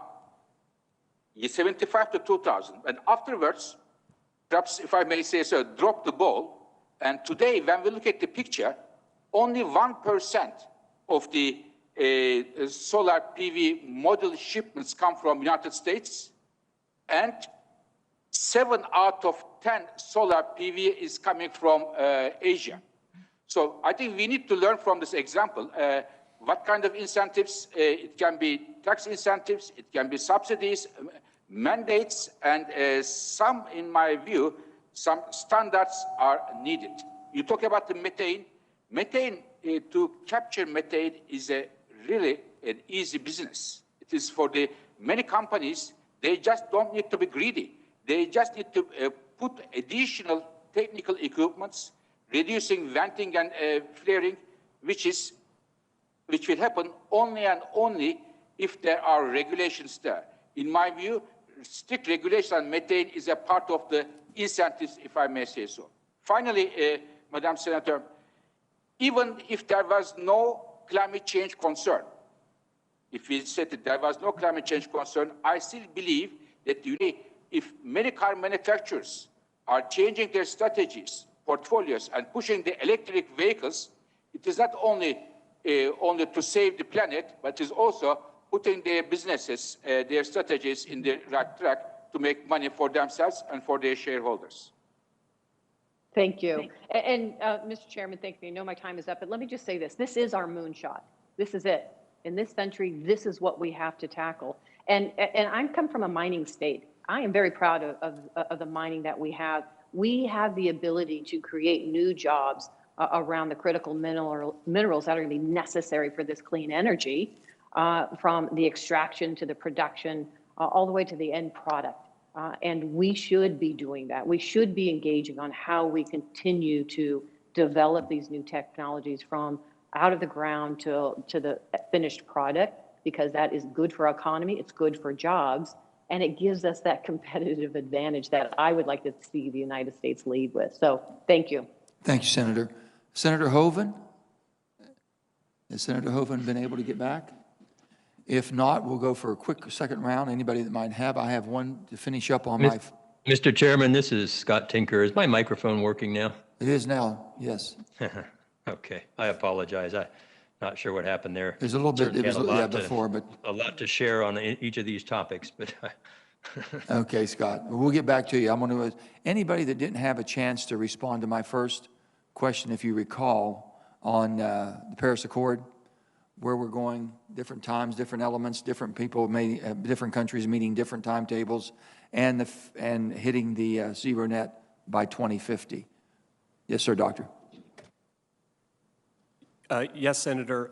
One of the things to recognize is the concept of net zero and why has that gotten so much salience. And the reason is that when carbon dioxide emissions are put into the climate system, they stay there for 1,000 years, right? They don't go away. And so the concept of net zero is that if we want to stabilize the climate and stop temperature from rising, we need to get to net zero emissions to stabilize the stock of greenhouse gases in the atmosphere. So it's a very simple concept, and it's gotten increased policy salience. Now, the United States, and this has come up before, the United States, we contribute about 15% of global greenhouse gas emissions. It means 85% is coming from other countries. And so how do we prevent the impacts on the United States in our own self-interest from climate change? How do we prevent additional sea level rise and temperature change? We need to do that both through our own actions and, very importantly, by encouraging actions by other countries, because 85% of the impacts we're feeling are actually coming from other countries. So how do we do that? We have to engage in international agreements like the Paris Agreement.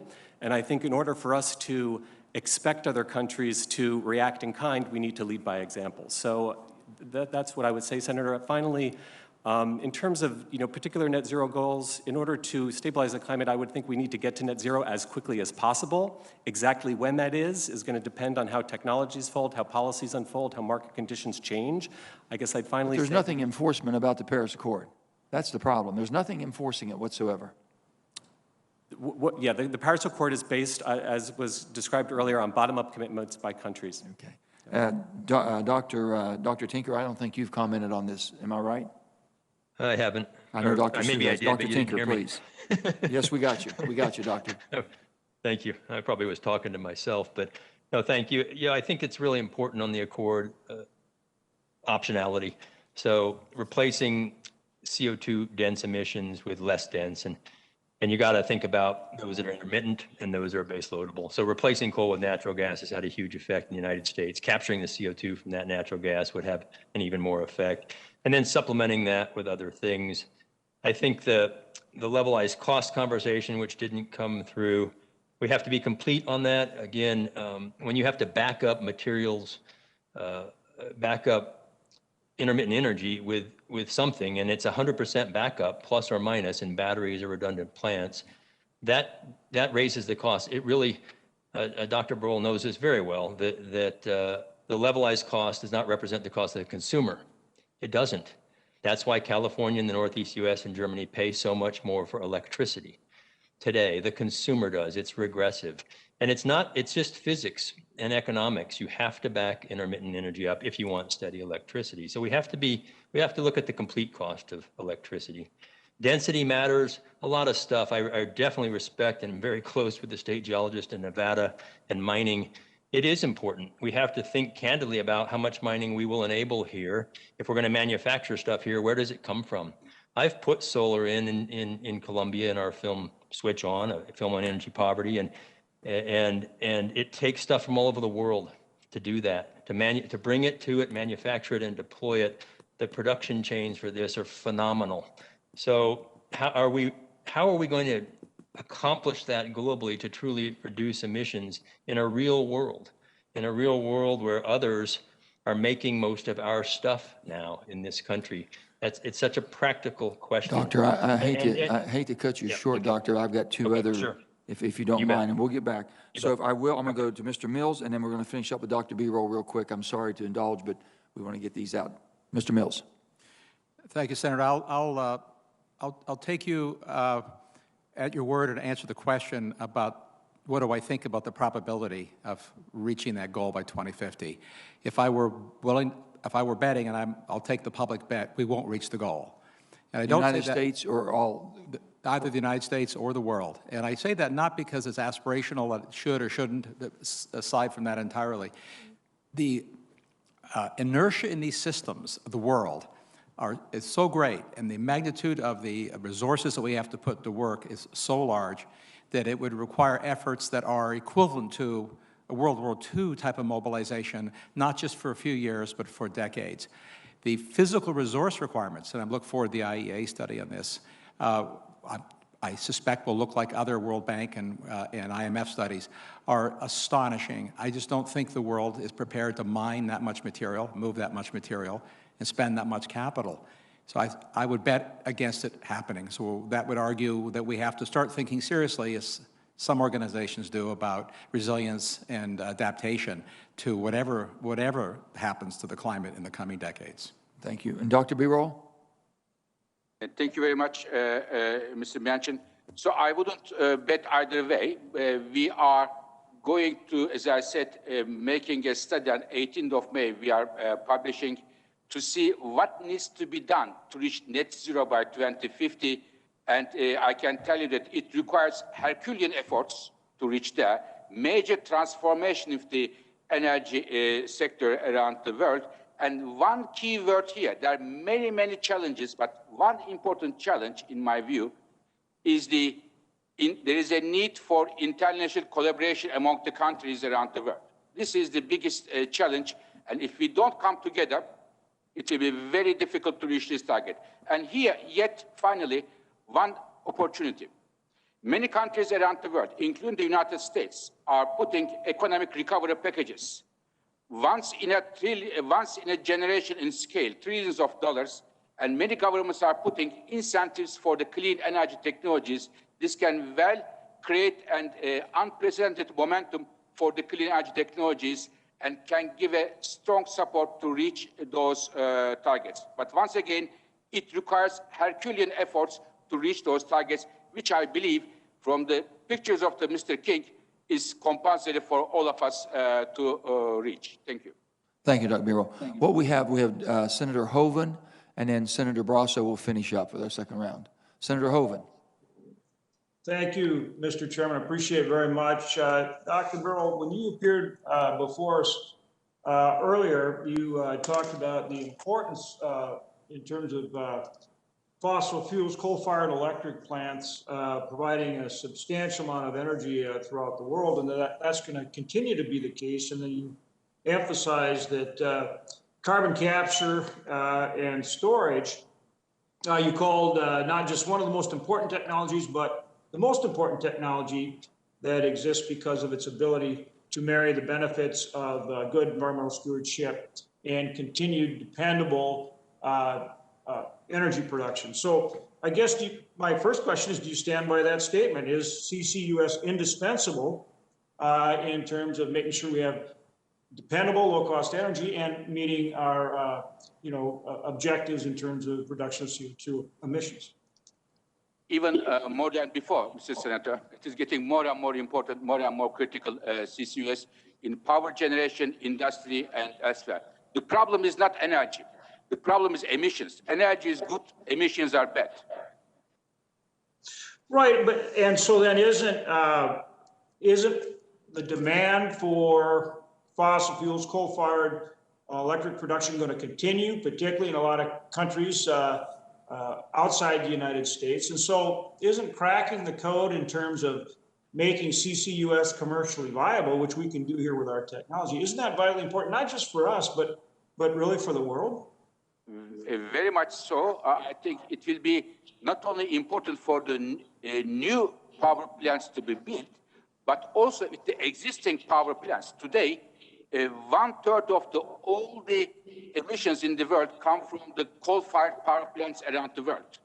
And if the United States was a leader of the carbon capture and utilization and storage technologies, and it can well be a very important product for exporting that technology around the world.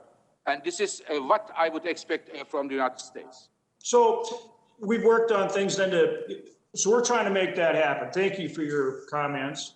And I agree with you, and we're working hard to make that happen. We've worked hard to get 45Q in place. So my question is, what kind of enhancements, and we're working on funding from the Department of Energy, loan guarantees. What else can we do, should we do, to make this happen? How do we help, make this happen in the United States, lead the way forward, deploy it commercially, advance the technology, and really lead the world here? What kind of things can we do to help make that happen? In fact, when I look at the numbers, 45Q seems to be working. We have seen several new projects coming in line, maybe an expansion of 45Q, and maybe providing additional incentives especially for the industry sector. Cement, iron, steel, and the others would have to push the CCUS technologies and as such bringing the cost down. Today, the issue is not whether or not technology works. The issue is the cost of the technology. We just need to bring the cost down, as we have seen in the solar. By learning by doing, we brought the cost down, and the CCUS may well have the same pattern if there was a leadership there.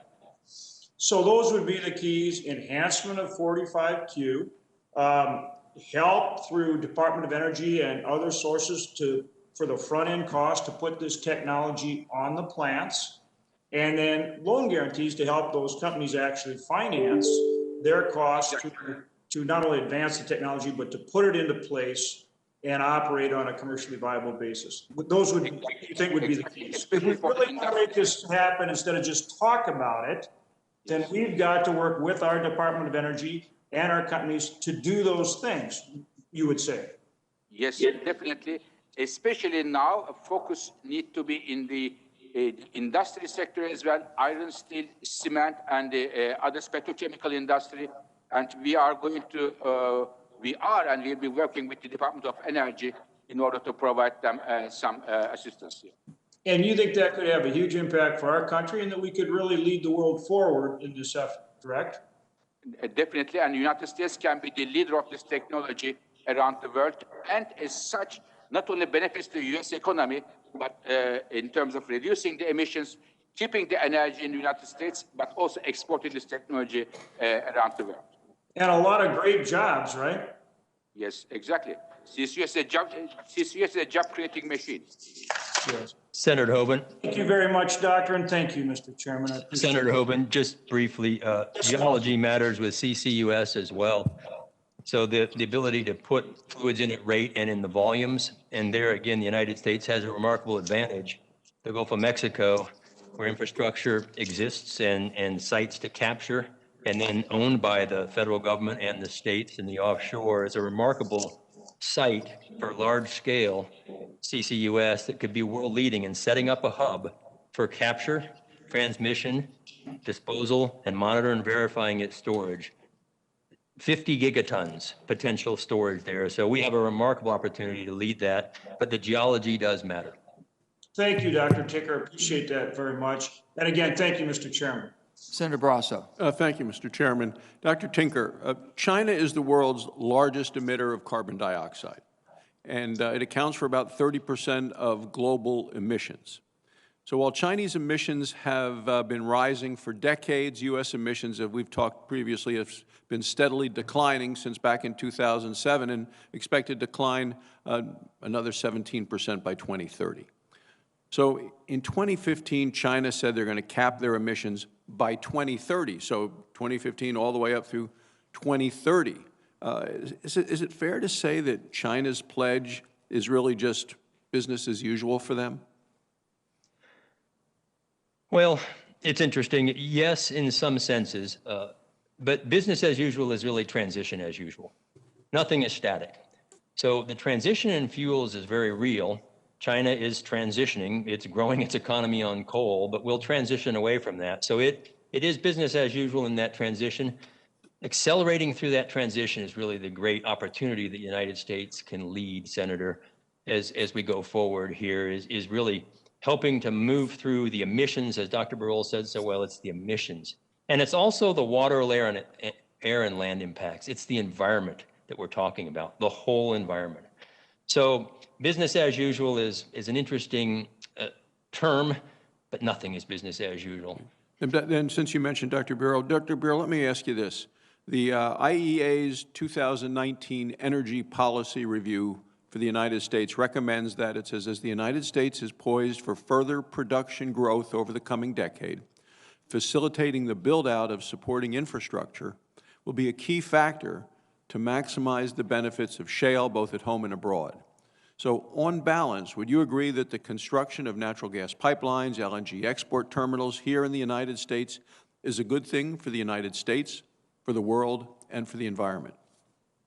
Yes, the U.S. LNG, especially when it is exported to Asia, as I said a few minutes ago, as of this last 2 months, the biggest buyer of U.S. LNG is China, by the way, and other Asian countries. When it replaces coal, it reduces the emissions.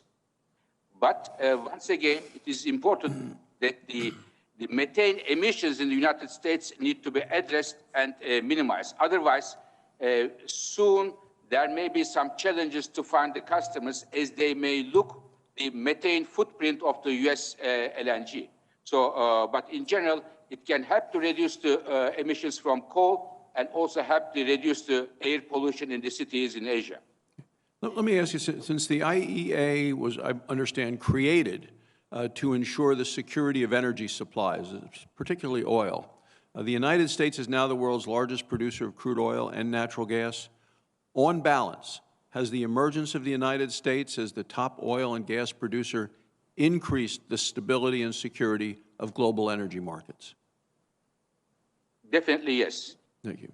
Thank you, Mr. Chairman. And with that, we'll say I want to thank all the witnesses. You all have been wonderful. I appreciate the time you've spent to come here in person, but also those on the web. I appreciate very much your sharing with us your expertise, and we're going to be calling on you much, much more during this Congress. With that, members have until the close of business tomorrow to submit additional questions for record. The committee stands adjourned.